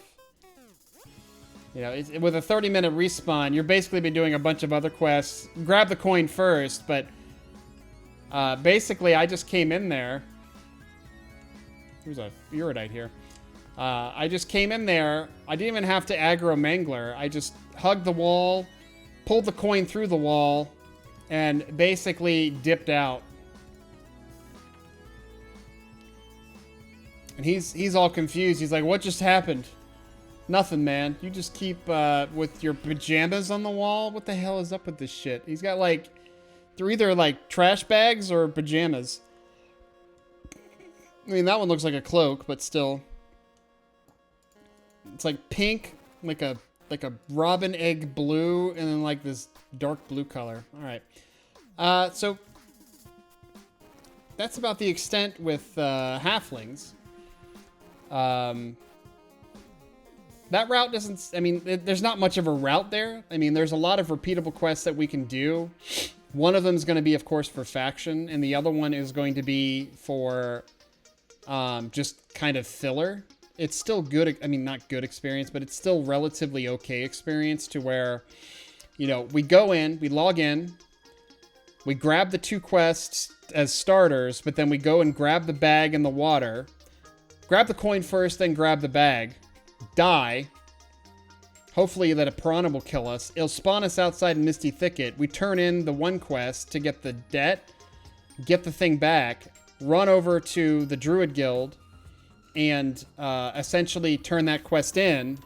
And then you're basically, from there on, going to be doing the 2 quests until you have enough faction to turn in the coin and the bag. And hopefully by that time, you have enough faction to do that, and then you'll get enough experience to hit level 2. I mean, that's the only way I can think of that you could hit level 2 relatively quick with a halfling, is doing that faction grind and getting that turn-in set. So So we haven't done barbarians either. I haven't looked at the barbarians quest though. I would be worried that barbarians have mostly kill quests, because trolls have only kill quests and ogres only have kill quests. So I didn't bother doing ogres and I didn't bother doing trolls just because there is no quest that you can do that you can easily just go ahead and do it without having to kill anything. So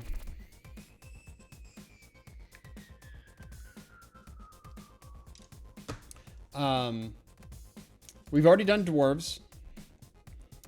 We've already done Eurydites. Eurydites is fantastic. Probably some of the fastest characters to level to 2. If I were to ever make a recommendation, I mean, Eurydites, of course, have a long way to travel to get anywhere. But, I mean, if it's Planes of Power, you just take the book. But Eurydites, not bad. I mean, you can get them to level 2 relatively quick. And if you're playing, you know, if you're playing for the first time, play a mage, get to level 2 really quick. You get your pet, and then you're pretty much set. I mean, you can solo from then on with your pet and just murder everything. So let's take a look at barbarians. Ooh, I like that hair. We're going to do barbarian shaman, of course. We could technically do rogue. We could technically do beast lord too, but this is... holy shit, they can only be 3 classes pre-pop? That's insane. They could basically be shamans, warriors, or rogues. I guess all of the large races, they're pretty much limited to 3. Yeah, because Planes of Power Beast Lord came out, so I'm not counting that. Yeah, later on, Berserkers come out too, and I think all of the large races can be Berserkers as well. So, I guess they pretty much designed those classes for this big races specifically. So they just had more variety for what you could be. But yeah, so you can only be those 3. Yeah, trolls and ogres can only be the same classes. That's kind of weird. I didn't realize that. So barbarian. I want that other hair. That hair would look great. That one. And that one. And that one. And that one. Perfect. Random. You have to worship the tribunal, unfortunately. What's her wisdom at? That's not great. That's about, I think that's about equivalent to a Wood Elf Druid, maybe? So, okay. Alright, so Hallis. Never been, you know what? I've never really played a barbarian. So I have no real experience in what Hallis is like and how you get around anywhere. So this is going to be a little bit of a fun experience. All right, Hallis. I hope to God barbarians have quests. Oh God. Okay. Zones, Hallis. Quest starting, 95. That's not bad. Okay. Full list. Level range. They have a postal quest, which we could probably try. You guys always just kind of hang out here, just in the middle? Okay. Go ahead and turn this in so I can get my chess piece. All right. Alrighty, let's take a look at these quests. They do have a postal quest. It's from Hallis to Kinos, so that's not too far, I don't think. Actually, it's a little far, but I would be interested in at least trying it just to see. That's a class specific. I don't want to do the class specifics because those are pop. Disease cures, poison cures. Nope. Nope. What the hell is this? Magic elixir for warriors?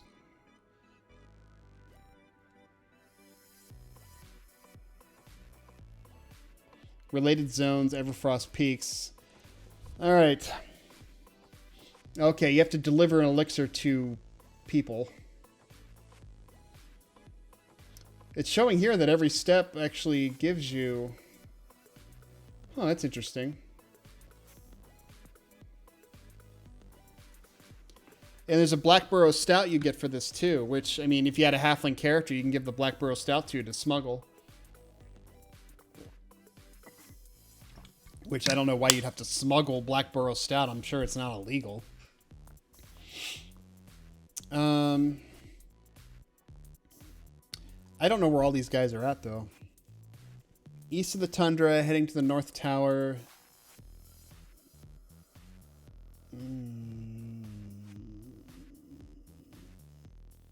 You can technically do this quest at level 1. So basically, it's a quest where they. Oh, it's faction required though. Wolves of the North. So I don't know if I have Wolves of the North faction. I do. Okay. So I guess they're Tribunal faction. All right, buddy. I'm off to bed. Got to get some sleep. All right, dude. Thanks for stopping by, Gamey. Take care, buddy. Have a good night. Sleep well. They basically give you a full bottle of elixir, and then you have to go throughout Everfrost with this bottled elixir and give it to various people, and they just keep drinking from the elixir to a point that it just goes empty.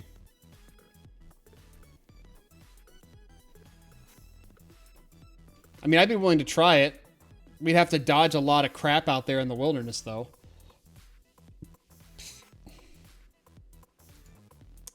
Which quest is that? Magic Elixir for Warriors. It's probably somebody in the Warriors Guild. Dargon McPherson. Dargon, yep, Warrior Guildmaster. I'm going to grab the elixir real quick. Oh, is he right out here? No, these are shamans.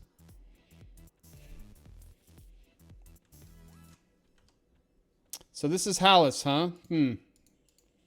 It's strange that, like, I mean, I've played EverQuest for a while, but, like, Hallis is, like, one of those zones that you never really went to, because, like, when I was first originally playing EverQuest, you know, I played a druid, right? You need to upload your runs, nerd. What? Oh, the Tower of Doom runs? Yeah. Somebody's got 41 minutes on there for Cleric, and mine's far faster than that. Way faster than that. Apparently, yeah, this is a new runner, too. I wonder if he streams. Yeah, I have to clean it up, though. Yeah, I'll clean it up. I have to clean up the run because the time is off. It's actually faster because the time starts at an awkward time. So I have to retime it. And once I get it retimed, then I can post it at that time. So, but yeah, my speed run is far faster than that. I don't know what he's doing at 43 minutes if I've got a 23-minute run, so. All right. He tells me not to die. That's awfully nice of him. All right, what else do we have? Magic Elixir, Warrior, Lion Meat. Let's see. What is Lion Roast? Pick up the Lion. Okay. West Corona, Einhorst McManus. I remember killing him. Greetings, welcome to Fishing Village of Clan McManus. Okay, where does he want us to take it, though?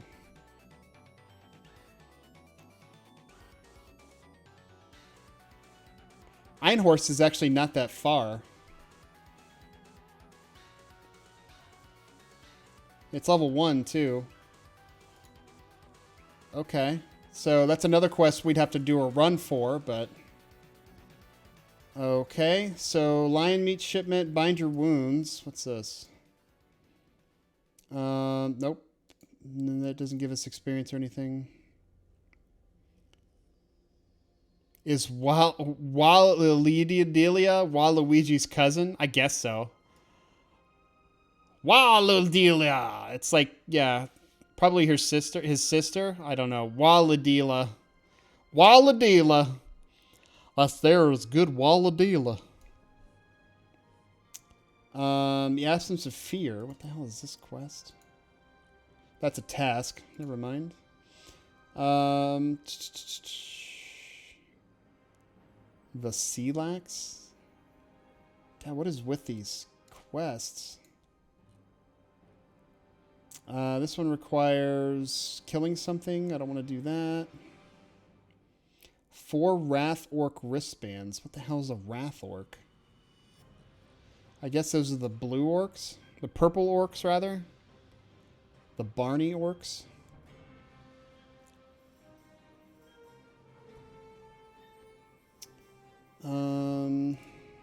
Karana clovers.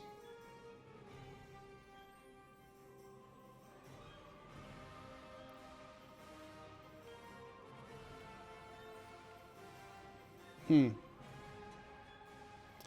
need to talk to Jinkus. He's in the Shaman's Guild. Jinkus. Ye Magic Shop. Okay. And he gives us a note to give to Einhorst as well. So we'd have 2 reasons to go to Einhorst at this point. I almost forgot the shipment of clovers. When you give Hannah the clover shipment, she gives you 3 gold experience and she'll receive a random item. Spell, cloak? Really? A cloak? The fuck? Alright, where are these people at? Helena Illyri.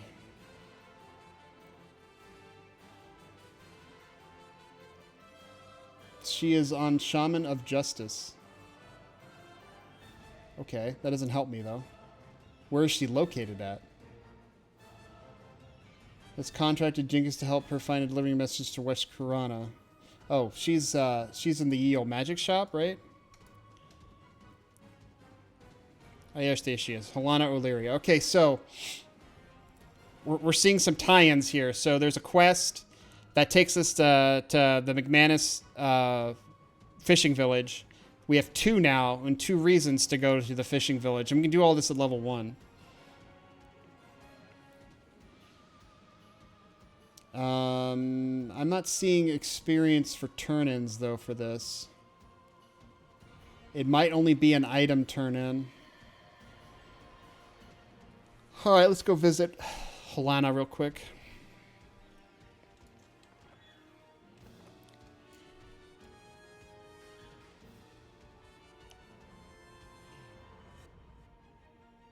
I have a feeling that this elixir quest might have got nerfed. I bet you it doesn't give you experience for each turn-in. Is it in here? Hello.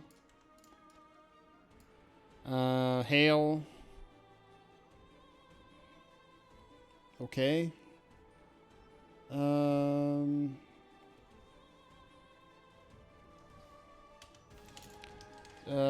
Jinka sent me to assist. Nope, she's not listening to that. You'll need to talk to Jinkus. Oh, Jinkus. So... Jinkus sent me to assist. Nope. I'm not even spelling Jinkus right. Jinkus. Jinkus. It's like dingus, but with a jink. There we go. I don't need directions now. So that tattered note is for that, so I can go over there. The lion meat shipment. I can hail him, and I can tell him I'm here to pick up the meat. Okay, so that's 2 quests we have queued. And that's it. Answering the call. This is nothing. And the rest of these are, looks like, Plains of Power quests. So, some really weird traveling quests here. We're going to need to find the Bard as well, because we're going to want to do, since we're going to be heading down to West Kurana anyway, we're going to want to do that quest. I don't know how Blackborough is going to look, though. If they're aggro in Blackborough, we're going to have some problems. So let's take a look here. GM Warrior, Pit of Doom. If I was a bard that needed a message delivered, where would I stand?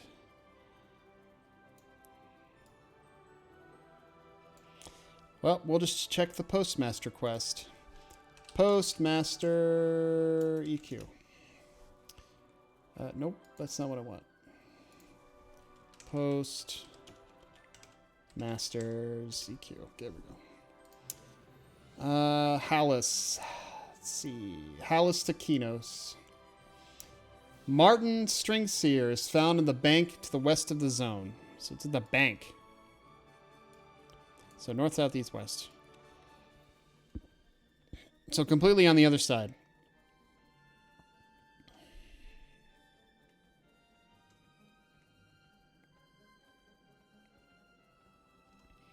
There's apparently this big building in the way.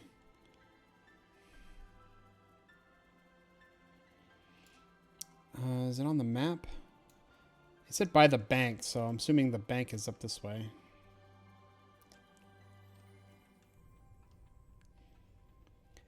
There's a bunch of naked people hanging out around here. I don't understand. Why don't I just search for the bank? That would make it easier. Do they not have a bank? They do have a bank. Now you already passed it.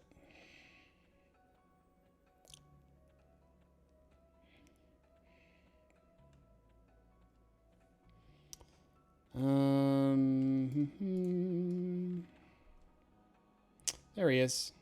So if I say Kinos, he will hand me a letter. Alrighty, we now have a letter. And we can grab a bag here too. From the banker. Banker?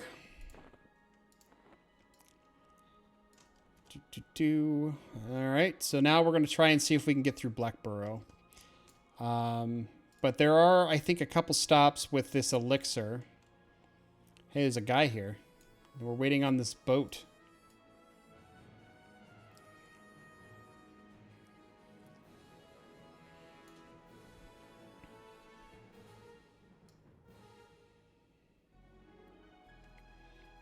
I think the fire pot, when you come through the fire pot here, is it here or is it? I think it's on the other side. It might be on the other side. But the fire pot portal for Kunark, I think it was on this side. It pops you. And then, like, you're basically stuck here if you're aggro. And you have to, like, port out or something. It's pretty crazy. It is not the best. So while we're doing this, we're going to look up the magic elixir quest. I need to find out where these people are.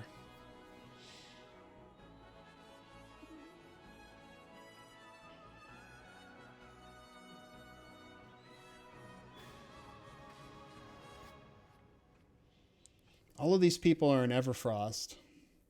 I'm hoping the map actually has some information on where they're at.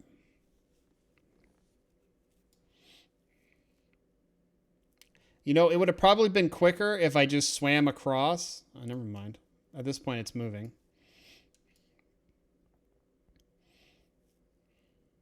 The old boats of EverQuest. How I miss the... I don't really. The old boats were horrible.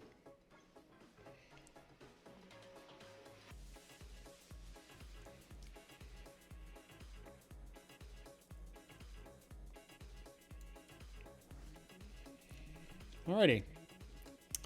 So now we're going to go venture into the Everfrost in hopes that we do run into some peeps.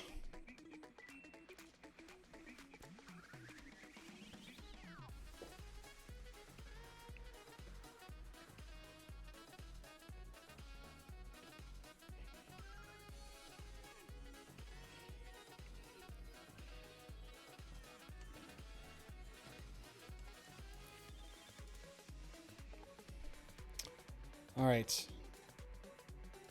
Talon Donal is actually the first guy we have to give this to. So let's take a look at our experience. We will go ahead and hand him the potion.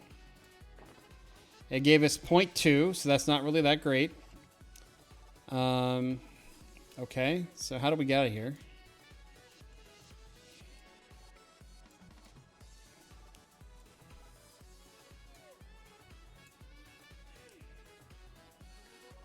This is showing us some names. Let me see.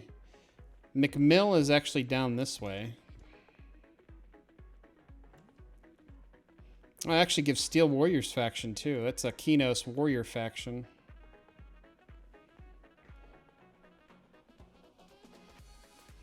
Shaman of Justice. I think that's what I am. I am a Shaman of Justice!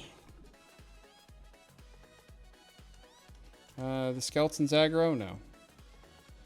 The only place I've seen skeletons aggro is actually in Nariak, and I don't know why.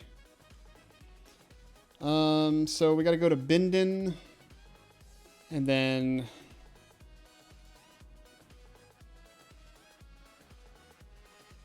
I don't know where else. Oh, Jesus. Did a Null Pup just aggro on me? Really? That's not gonna bode well. I don't actually want to kill him.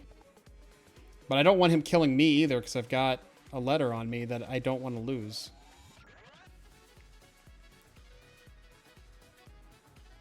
Note to self, don't let Knowles aggro on you.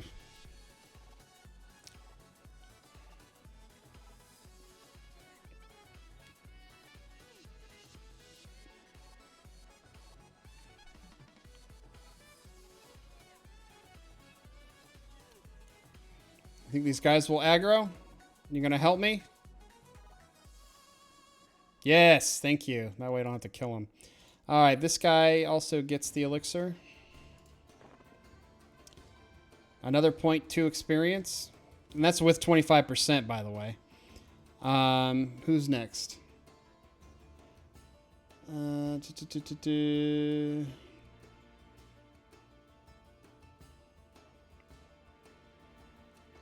Megan O'Reilly and Arnis McLish.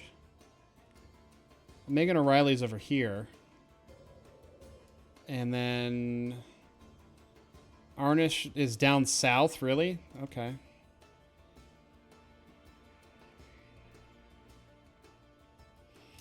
Remember, I can't die. So I can't just death warp here, so I'm going to have to run it. I don't know how Blackborough is going to go, though. On a TLP, though, Blackborough, you could probably sucker through it if you just do a pick just choose a pick. I would be under the assumption that Blackborough would have multiple picks, and whenever you choose a different pick, you're going to get warped or summoned to the you're going to get warped or summoned to the sucker point, which I would assume would be at the entrance on the Kinos side. Yeah, this is the bastard that always aggroes on my Dark Elf.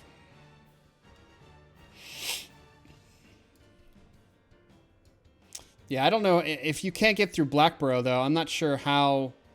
I mean, Barbarians are basically stuck in Everfrost until they're higher enough level to actually travel through Blackborough.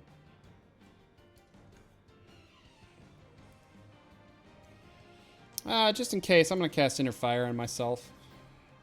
I don't know how much difference in health it's going to give me. Well, 44 health, that's not bad. Most casters only have like 30. My MP, though, is much lower. I mean, 23 mana versus like a Eurodite is at 30-30. You know, so I'm at 44-23. I also got a lot more stamina than your average caster, so... Just gotta make sure there's no skeletons that'll aggro on me, that's all. And polar bears? Okay, good. That would have been embarrassing if I aggroed a polar bear. How about a skeleton and a polar bear? Wolves? Are they aggro? No. Oh, that polar bear is, though. Why is this polar bear I don't get it.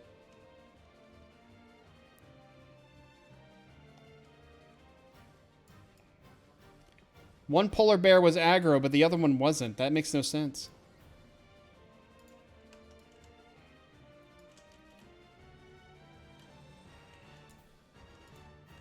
A lot of wandering things in here, though. Goblin Whelp, indifferent. That's good. There's actually a quest to turn in. One of the tricks... Okay, so... If you're playing on a TLP, from what I heard, one of the tricks you can do for barbarians particularly is if you can get a hold of some money, which it's going to depend on how well this Blackborough trip goes, but if you can get a hold of some money, you can actually go to vendors, and if there's a bunch of people leveling barbarians, oh, don't aggro on me. You can buy a bunch of the necklaces that players who don't know about the turning quest will just sell. And you can take those necklaces and just turn them in and get a bunch of experience. I know that on Eredune right now, you can do that with Dark Elves. Dark Elves have a quest that is pretty much you turn in 3 snake fangs and 3 snake serpent skins. And this guy's not here. Why is that? You turn in 3 snake fangs and 3 serpent skins, and it will net you a little experience off of the Rogues Guild. But like the items are so cheap, they're like coppers, that you can do the quest repeatedly. And if you did the trick that I told you about as far as with getting the 4 platinum really quick by doing the Grubs quest all the way in Ocean of Tears, you could buy a lot of stuff with that, and you could get a lot of experience really quick. It's a little bit more efficient than the Red Wine quest, primarily because of just more experience per turn-in. But yeah, not many people know about that quest, and they just sell their serpent skins and their fangs, and you can just go buy them up. I mean, 1 silver... Oh, shit. Okay, so... Null guards at level 5. To get us into Blackborough, we're going to have to pass these null guards, and they will probably murder us. Yeah, I don't know if we can get through here. It is definitely not an easy run. Because we're going to aggro them. You're definitely going to aggro them. And we're not going to be able to outrun them because we're not sewed. Unless, if there was a guard here, if Arnis McLish was here, I could aggro them, pull them to Arnie McLish. There he is. He's level 4? Oh, jeez. He's only level 4? He would get murdered. No, don't. No, stop.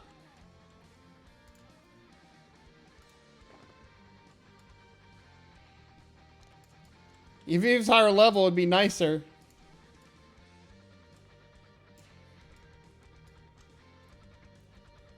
Yeah, everything in Blackborough is going to be aggro. I don't know. I have no idea.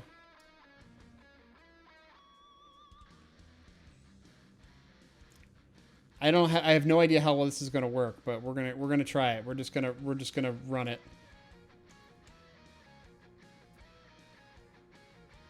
Okay, I don't know how that worked.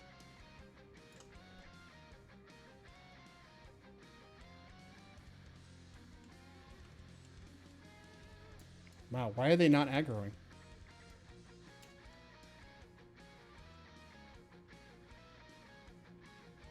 They're ready to attack, but none of them aggroed as I ran by. I either got really lucky, or they just don't aggro. They're ready to attack, but don't aggro. I've seen that before. I guess if you stand close to them long enough, they might aggro and just, try to punch you in the face. But all right, so I don't know Blackborough at all. Let's check and see if there's any picks. I'm hoping there is. There's not. So we need to get to the Queen's Hills entrance, and there is definitely things in the way here. So can you not give me a path? Okay. Where is the Queen's Hills exit? It's right down there. So I got to go through this area here and then go straight down that way? Okay. Let's try that. Oh, God. All right, so we're going to rely on bad pathing at this point.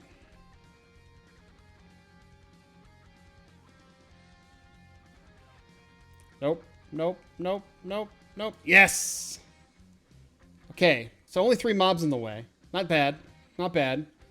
I don't know if there's any guards out front. I don't think there are. So we're going to wait and see here just a second. Oh, geez. There is a guard.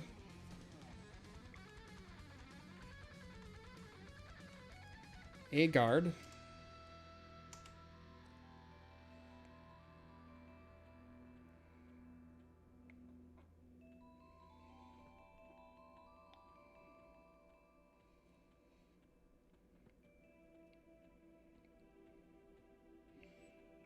I'm doing the diagonal run to gain a little momentum, I guess. I don't know if it increases your velocity anymore. I've heard rumor that it does. And messes the pathing up a little bit for the mob. Let's go ahead and find out here. All right, so we need to get to West Karana. Is he still behind me? Yeah, he's still behind me. So we need to get to West Karana real quick.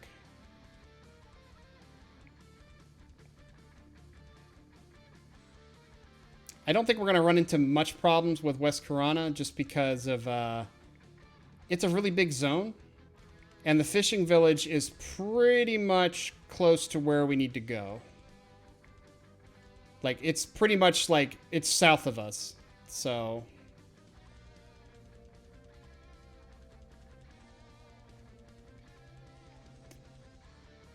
not bad, though. Not bad. We pulled through. We went through a very dangerous zone for a level 1. We still have a knoll. Oh, geez, he's red. I thought he was yellow. We have a red knoll on our butts as we're trying to diagonal our way through victory here. Definitely not an easy run, but I think we're going to make it. And there's a guard aggroed on the knoll, so we're good. You can do it. You can do it, Knoll. I believe. At least he's not a Knoll with an axe, right? Or a Knoll with a bow. Could you imagine? There's actually goblins with bows in this game, but I haven't seen any Knolls with bows. But if that motherfucking Knoll pulled out a bow and started shooting me with it, I would have just threw my hands up in the air and just uninstalled EverQuest. I would have been done. I would have been like, fuck this game.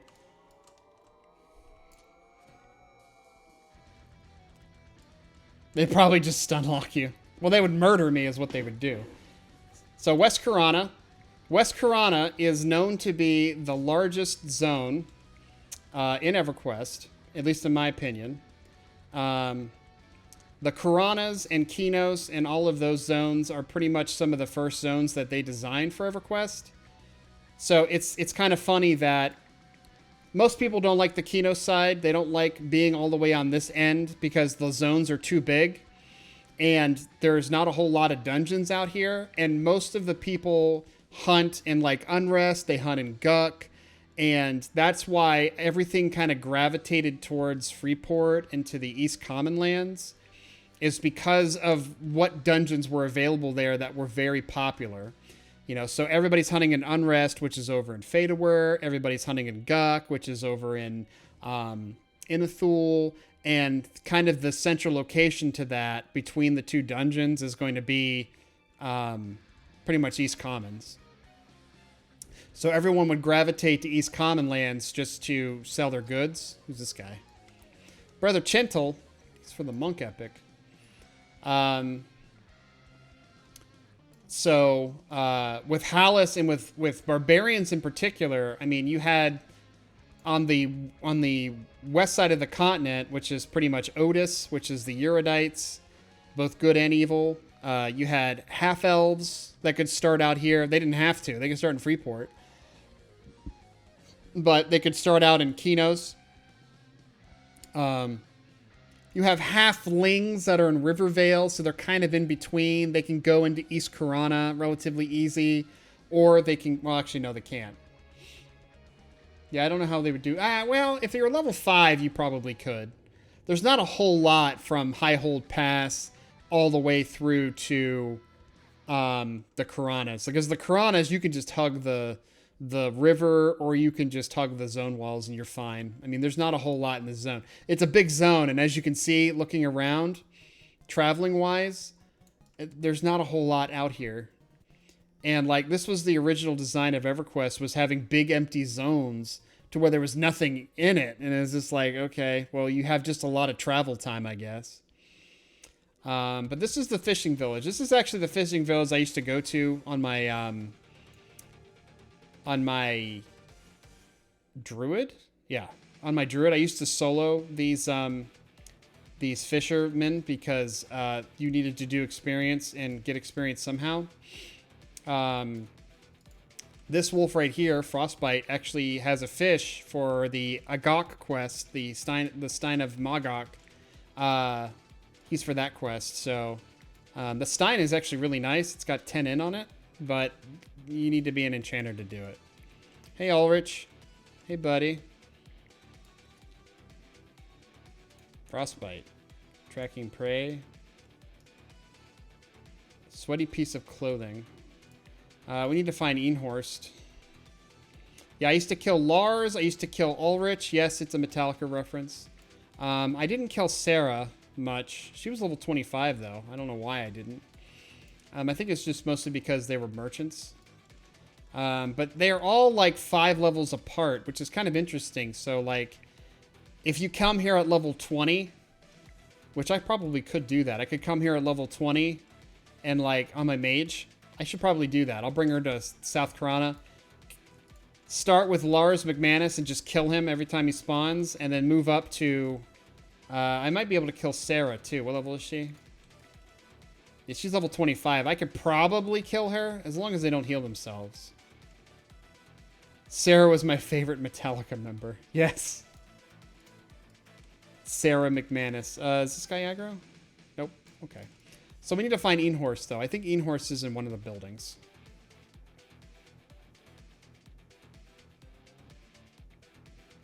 Hello, Einhorst. How are you? I have a message for you. Let's go ahead and pull this out.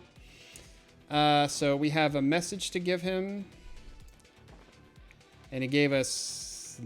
Oh, yeah. He gave us the Chronic Clover shipment. And he only gave us 3% experience. That kind of sucks. So, lion meat delivery. Just go to Misla and tell her to deliver the lion meat to Hallis. She will instruct you. Okay, so why did I come to you then? I thought you had something for me. Oh, I'm here to pick up the lion meat. I am here to pick up the lion meat shipment for Hallis. That would be splendid. Go to Milsa and... Wait, who are you? Where did you come from? She's just chilling, walking through here. What a weirdo.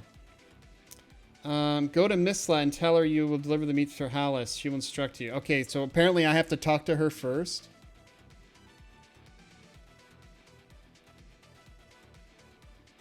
Huh. Who is Millis? Go to Misla and tell her you deliver the Halami's to Hallis. She will instruct you. Thank you, friend. Who is... I don't know who Misla is. I'm going to Google search it. Who the fuck is Misla?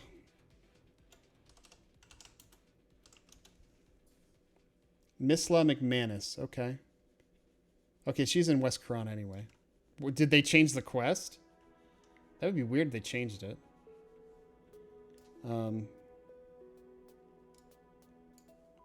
It's saying that she's here? Is she like in one of these buildings? Oh, Misla's over here. Okay. So are you the one to give me the meats? Okay. Apparently she gives me the meats. Well, then, here you go. Being deliver this to Tyrant Dinner. She will be one of the first people to meet in Hallis. Okay. Alright. So now we're going to go to Kinos. Once we're done with Kinos, we're going to suicide and then repop over here. Yeah, Ulrich is... If I were to solo out here, though, Ulrich would be the big baddie I'd have to watch out for because he's level 30. And apparently it looks like he walks all the way to the shore. Are you serious? Are you for realsies right now? I don't need that. Honestly. Yeah, he's just chilling right there. Oh, motherfucker. Jesus. I do not like the fact that he pads. All right. We've made a total of 4% experience. This is horrible. This is so bad. The delivery quest, especially for the mail. I mean, I'm hoping that it's a 9 gold turn in, but I have a feeling it's going to be like a 3 gold turn in, and that's going to suck. That's not going to be any good. Best case scenario, it will probably be a 6 platinum or a 6 gold turn in. So the only 3 gold one that I saw was from Felwith to Kelethin, and there's not much in that run. You could technically go with a shaman, though. You could technically go to Uridin, but I don't think you can do the quests in Uridin. The only one you could do is the mail quest, and then just repeat that mail quest until you get to level 2, and then die. But you wouldn't want to bind anywhere in Uridin, because if you bind in Uridin, then you're going to have a hell of a time getting back into Hallis, and you'd have to level to 5 before you return to Hallis, and then you're not going to have any spells. So that's it is a no bueno. It's no bueno.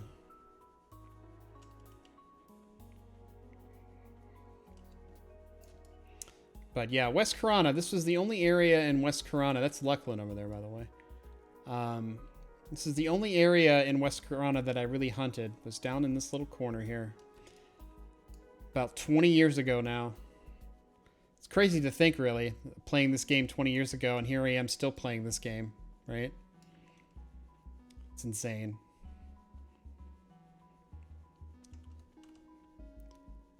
This is you can see though, like the amount of distance that I'm making off of the map.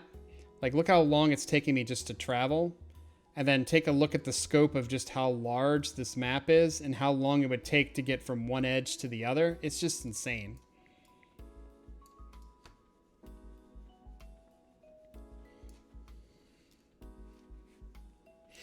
It's completely insane. Like, there's just way too much distance in there.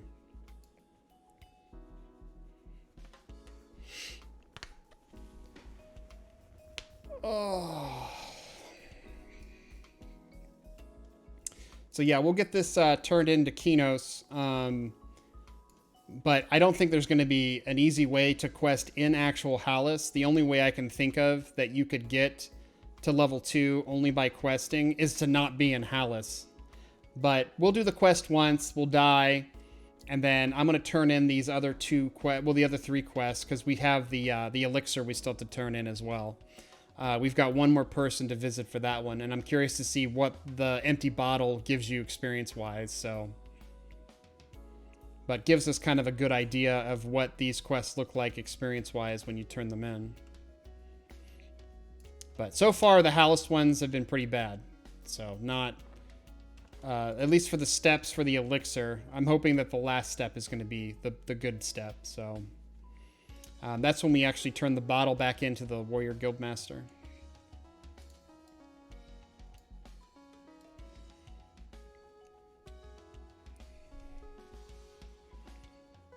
But yeah, technically you could take... There's the only places you can get spells for shamans, though, is... In base game is only like 3 races can be shamans. So you got barbarians, you've got ogres, and you've got trolls. So ogres and trolls, a little interchangeable for their spells, but for barbarians, you always had to go back to Hallis to get your spells. And that is a little bit of a pain, especially since back then Origin didn't exist. So the Hearthstone, Origin is basically a Hearthstone. That doesn't exist in like P99 or anything like that. So if you wanted to get spells after you've leveled so much, you have to go and take a trek back to Hallis. And I would imagine that would just be one big giant pain in the ass to do. Just because if you look at the Atlas, that's not what I'm looking for. Nope. Take me back. Take me back to the world map. If you take a look, you know, Hallis is like up here, right? And everybody else is like over here, and like East Commons and like the ogre and the troll towns. It's all in this area here, and this is where most of the people hang out. Like, this is like a dead area. It's not many people like to stay there just because of there's not a whole lot to do. But like, there's nothing wrong with Blackburrow. Blackburrow is an okay dungeon. South Karana actually has Split Paw, and Split Paw is a pretty good dungeon too. They're just not as popular for some reason. And everybody, when they play EverQuest, they remember, they remember the Unrest. They remember Befallen. Not Befallen. They remember Unrest. They remember Guk. Those are the big dungeons that they remembered. And then eventually the Hole came out and they remembered the Hole. But essentially, ooh, somebody's killing Fippy? Who's killing Fippy? This guy's killing Fippy. Don't do it, man. Don't kill Fippy. It looks like a Wood Elf Druid. What's a Wood Elf doing all the way out here? That's kind of strange. I need my map. I need to be able to see where I'm going. I just need to get to the North Kinos zone line here. The last time we were in Kinos, though, we made some kind of interesting discoveries in the catacombs. There's a catacomb quest that we were researching that gets you an int earring, but it's a very rare reward. But the area that you hunt in is very easy to get to, ranges from level 2 to level 6 mobs, and is great experience for, any low-level character that is very low hunted. So it's kind of a neat little area to hunt in. Okay, so we're turning that in. Perfect. We got that taken care of. We have these 2 shipments we have to take back. Who's getting the meat shipment? Tyria Danos, she's back in there, and she's back in there too. Okay. So then let's get us warped back. And we're dead. And we respawn.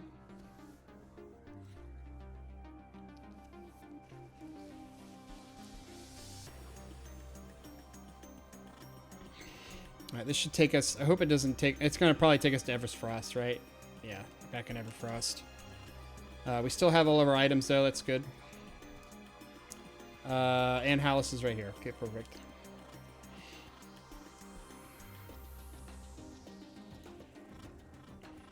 I'm not waiting on the boat this time, though. I'm just going to swim across.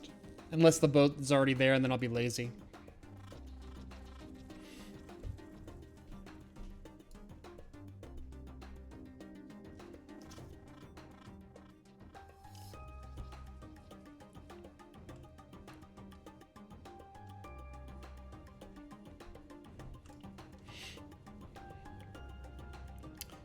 But yeah, I was expecting... Oh, geez, the boat just left. Wait for me! I gotta swim across in this cold, frigid water that has nothing in it. Oh, geez, I can't see. Oh, what is happening right now? Okay, I was like worried there for a second. I was like, I can't see!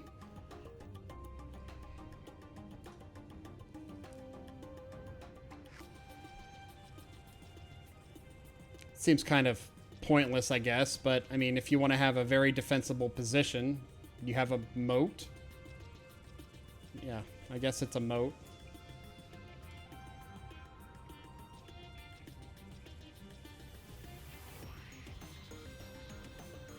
Let's see if we can get on the boat. Oh, come on, get on the boat just so I can get out of the water. All right, well, let's try and see if we can get up the ramp here.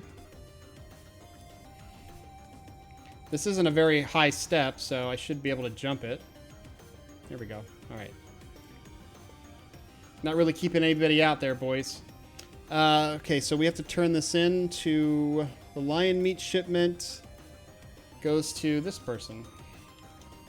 So let's take a look at the experience, see if it's worth all of this trouble. Not bad. That was 18%. Plus she gave us some Lion Delight, which is a quest item? Okay, then who gets the Lion Delight?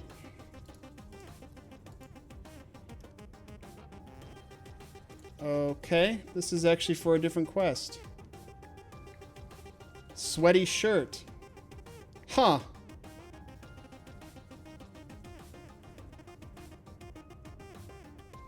Fishing village. Okay, that's interesting. This is for a completely different quest, too.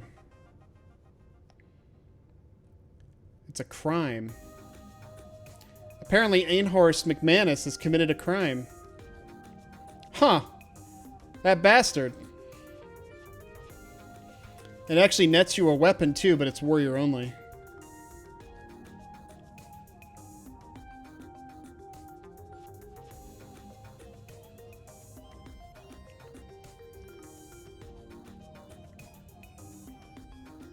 Rogues of the White Rose. That's kind of interesting. So let's see. You gotta be high amiable faction. Emergent has done on Hallis recently. A couple were killed by a pair of rogues for a mere pouch of copper. The shaman gave chase, and the main rogue, Paglin, fell beneath the ice flow. One got away. We must hunt the murderer.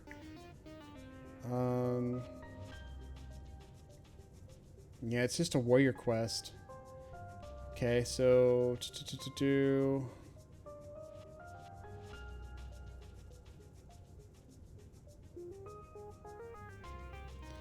I haven't been the barbarian thief in quite some time. You can search for him in the western plains, but I doubt you'll find him. Ulrich. Searching for a fugitive. Tracking prey. Frostbite. Where's the sweaty shirt? See, his name is Tundra Jack. First we must see him frozen tundra. I have the sweaty shirt. What's his favorite meal? Lion Delight. Do the quest. I just did that. Everything likes you. Either that or he's tasting you. Corona. Find Frostbite. Give the sweaty shirt. Runs to the northeast. You run so that you have Spirit of Wolf.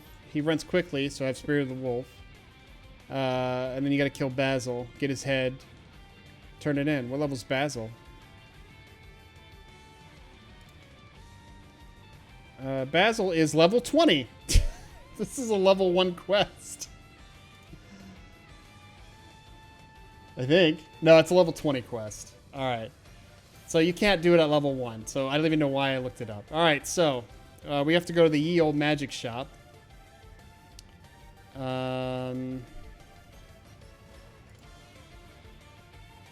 We're gonna go find a Leary. So I'm gonna run here real quick.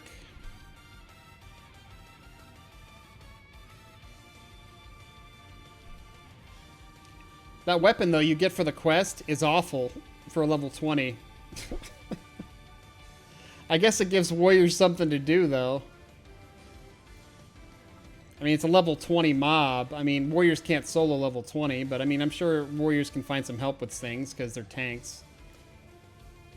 Where the hell is this taking me? Oh, it's taking me back here. We'll get this turned in, and then we'll get the last potion turned in, and then we'll see where we're at. I'm hoping this quest is still worth a fair amount of experience because of the risk that we had to take. We got 2 quests done at once here. So I see Kubla Khan here. I'm going to go ahead and give this to you. Here you go. It's about 17% experience minus the 25%. Okay, so we're at half level. A lot of risk that we took to get here, though.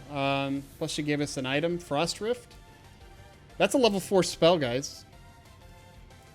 I mean, I don't want to sell it, but how much is it worth? And geez, we're at a platinum. How much was the turn-in for?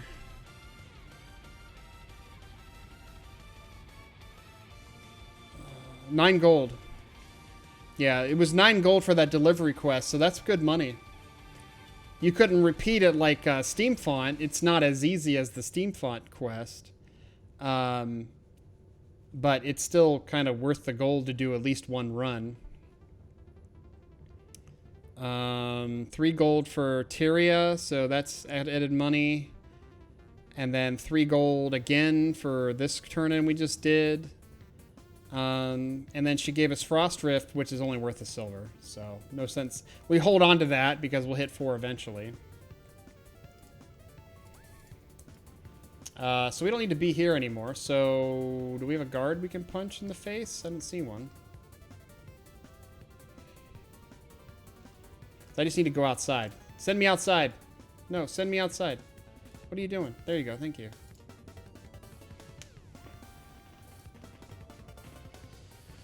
Oh, God.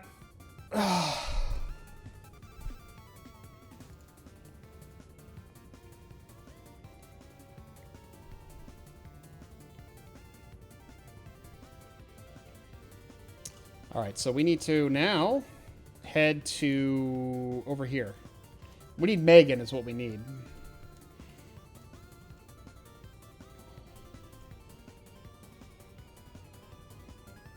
We got to remember to dodge the gnolls, so...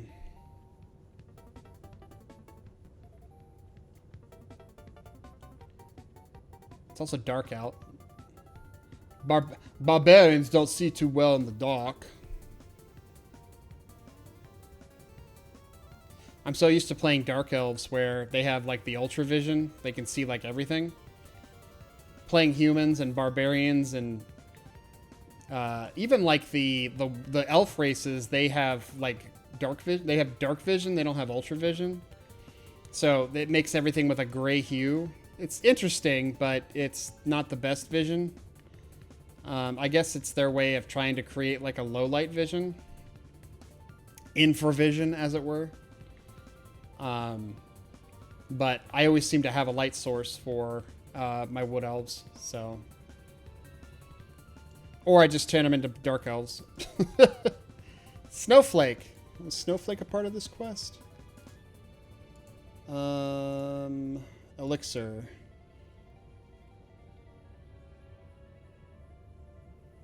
Okay. Snowflake is a part of this. Why are you growling at me?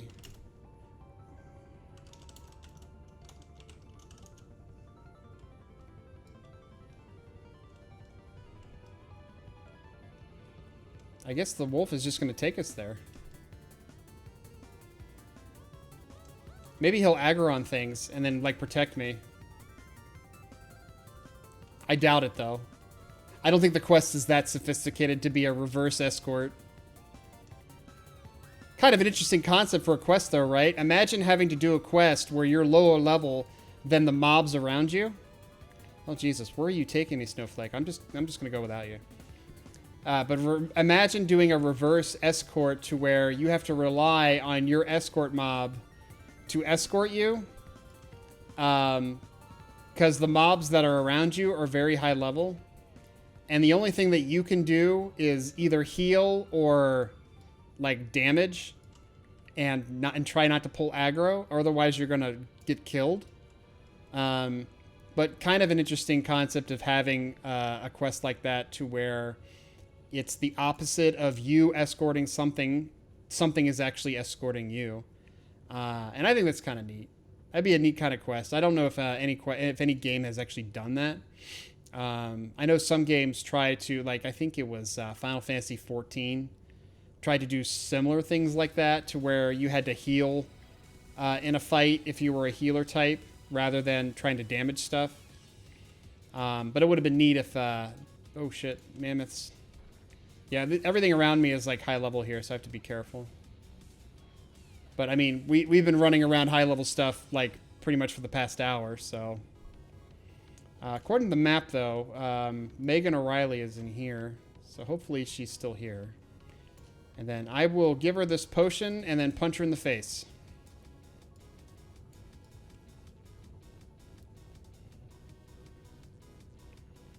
And she is here. She's also very low level. Hello, Megan. Take my potion. So 4 experience for that last turn-in. I'm going to slap her in the face. Oh, shit. Yeah, she's not... she's level 3. Okay, that's fine. Yes, please kill me. No. Yeah. Slapping each other. Little slap and tickle. I like it. Alright, so we'll respawn back. And since, I mean, we're in the same zone, it's the same loading times. And then I will take this empty bottle And then that'll probably be streamed for the night because it's getting super late. I also noticed that it did not refresh my MP. That's interesting. Normally when you die, it refreshes your MP, but like when you're below level 6, but that's weird. I was not expecting that. I wonder if they actually changed or fixed that.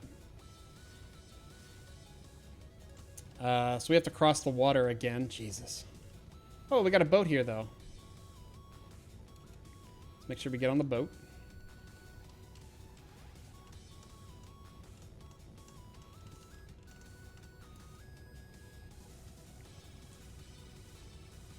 She's got that focus face. She's got that Rein focus face going on there. She's really thinking about what she did. Punching Megan in the face like that. Do you feel bad? You shouldn't feel bad. I told you to do it. Oh, inner fire is actually 40 or 10 hit points? 13 hit points? I don't know how many hit points because we're moving on a boat and I can't cast right now. That's actually a pretty good buff then. Shamans are well known for their buffs though. I mean, they pretty much are buff machines. They get a lot of good buffs.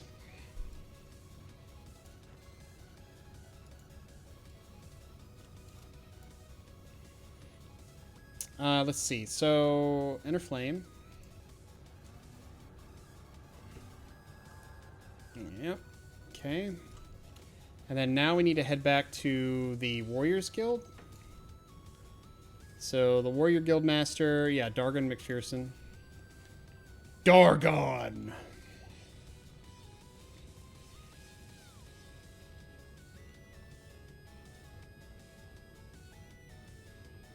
We will hand him the empty bottle and we will collect the spoils. Here's your empty bottle. That was a hefty, what, 17%? That's not bad. So it was like 1%, 1%, 1%, 4%, and then like a mighty 17%. So that's actually pretty good experience. You just have to run around a lot. Plus he gave us a rusty broadsword. Oh, that's awesome. So yeah, a lot of the quests we did though, we're at a 25 experience buff, so when you hop into Rainstream and you get an ad. I thought I was watching a partnered stream. No, it just means you're not subbed anymore. Oh, buddy.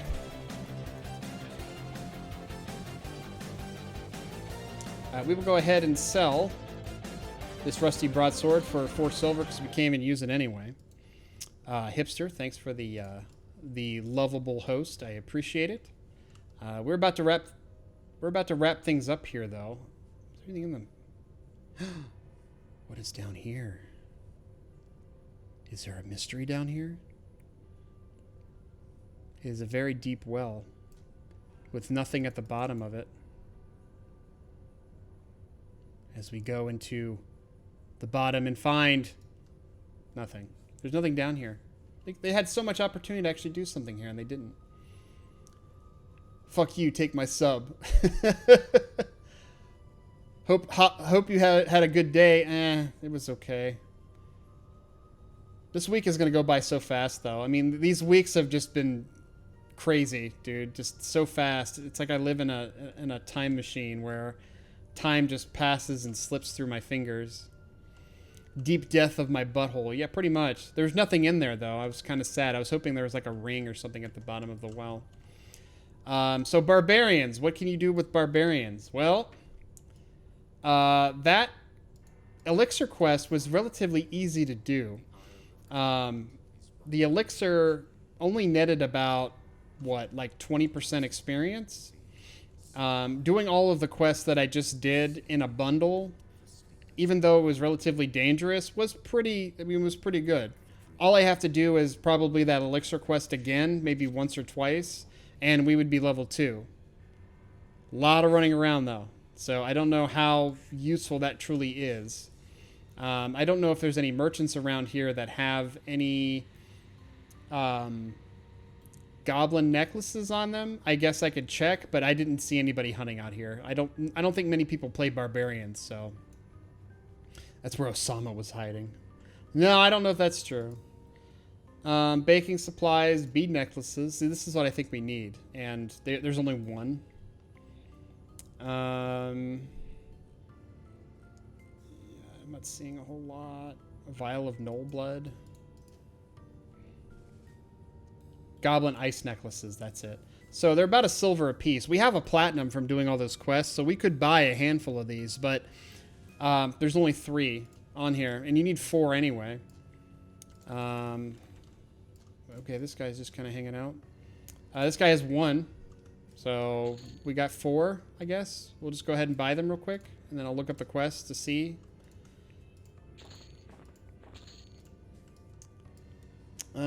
Goblin necklaces. Knoll fur? Nope. I just want to see who takes these goblin necklaces and we'll turn them in real quick. I hope it's not like a level 2 quest. It's a level 2 quest. Of course it is. And yeah, it doesn't really net us anything. How many does...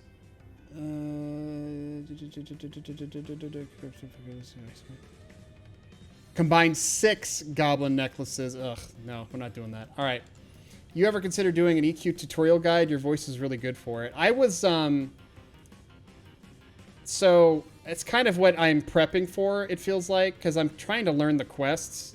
And what I want to do is I actually want to help anybody who's trying out EverQuest for the first time, especially if they decide to play on a TLP to get the original experience, on how to kind of get started off and what the quests have to offer, especially if you want to get to like level 2 really quick, because you don't actually have to kill anything for most areas to get to level 2.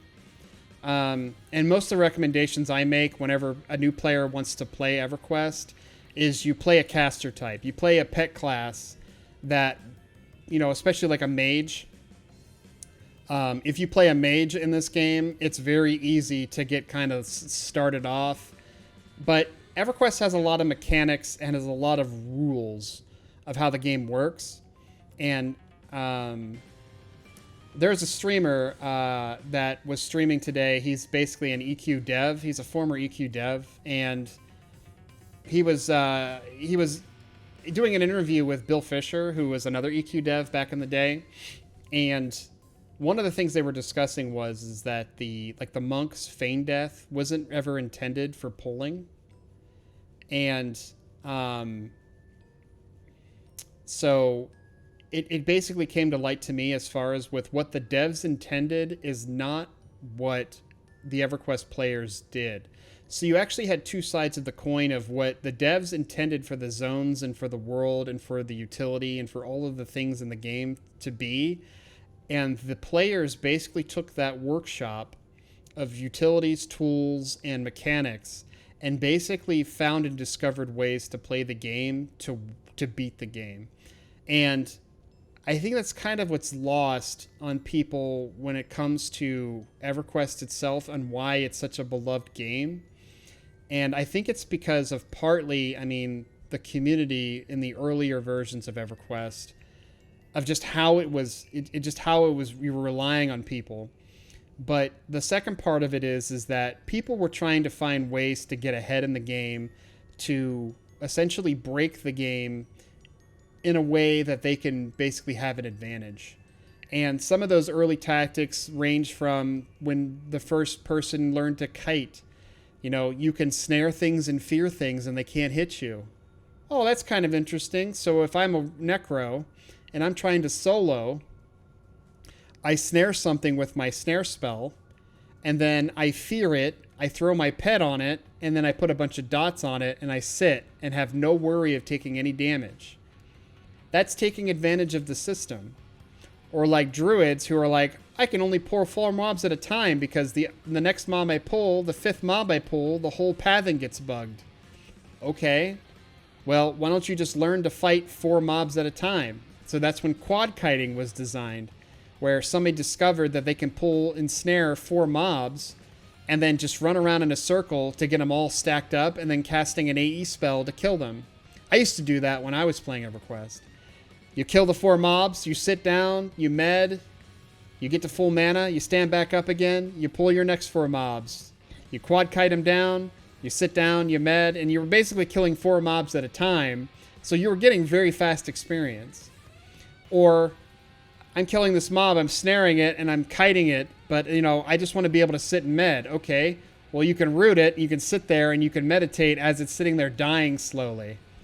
You know, these are just some of the things that people did and learned that they can do in EverQuest that bends the rules of the game to their advantage with the known mechanics in the game. It's just interesting how people kind of develop these tactics and these ideas that a lot of these newer MMOs just kind of avoid you doing.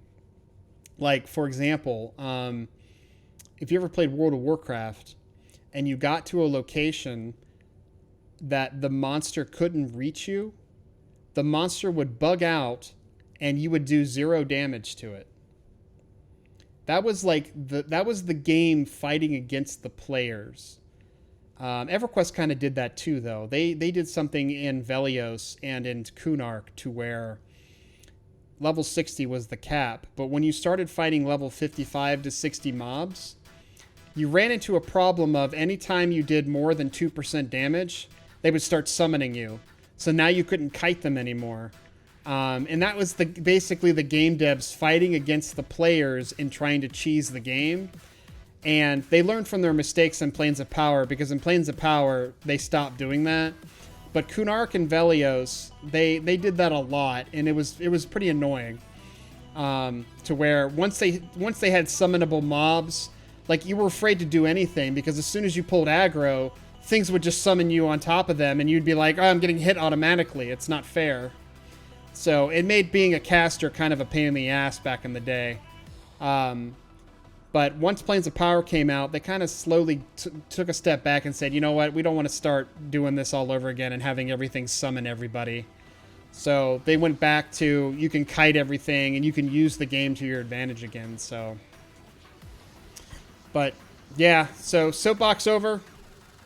I'm going to go ahead and call it a night here, my friends. I appreciate all you coming out and coming to hang out and watch me check the quests out for Rivervale and for Barbarians. The only quest really that we have left to look at, I think, is just the human villages. So Kinos, I've done Kinos just a little bit. And we need to take a look at Freeport as well. So, but we probably do that on Thursday, maybe. We'll see. Or we'll just do Eldons or something. But without further ado, my friends, I'm going to head out. You guys take care. Have fun. And I will see you on Thursday.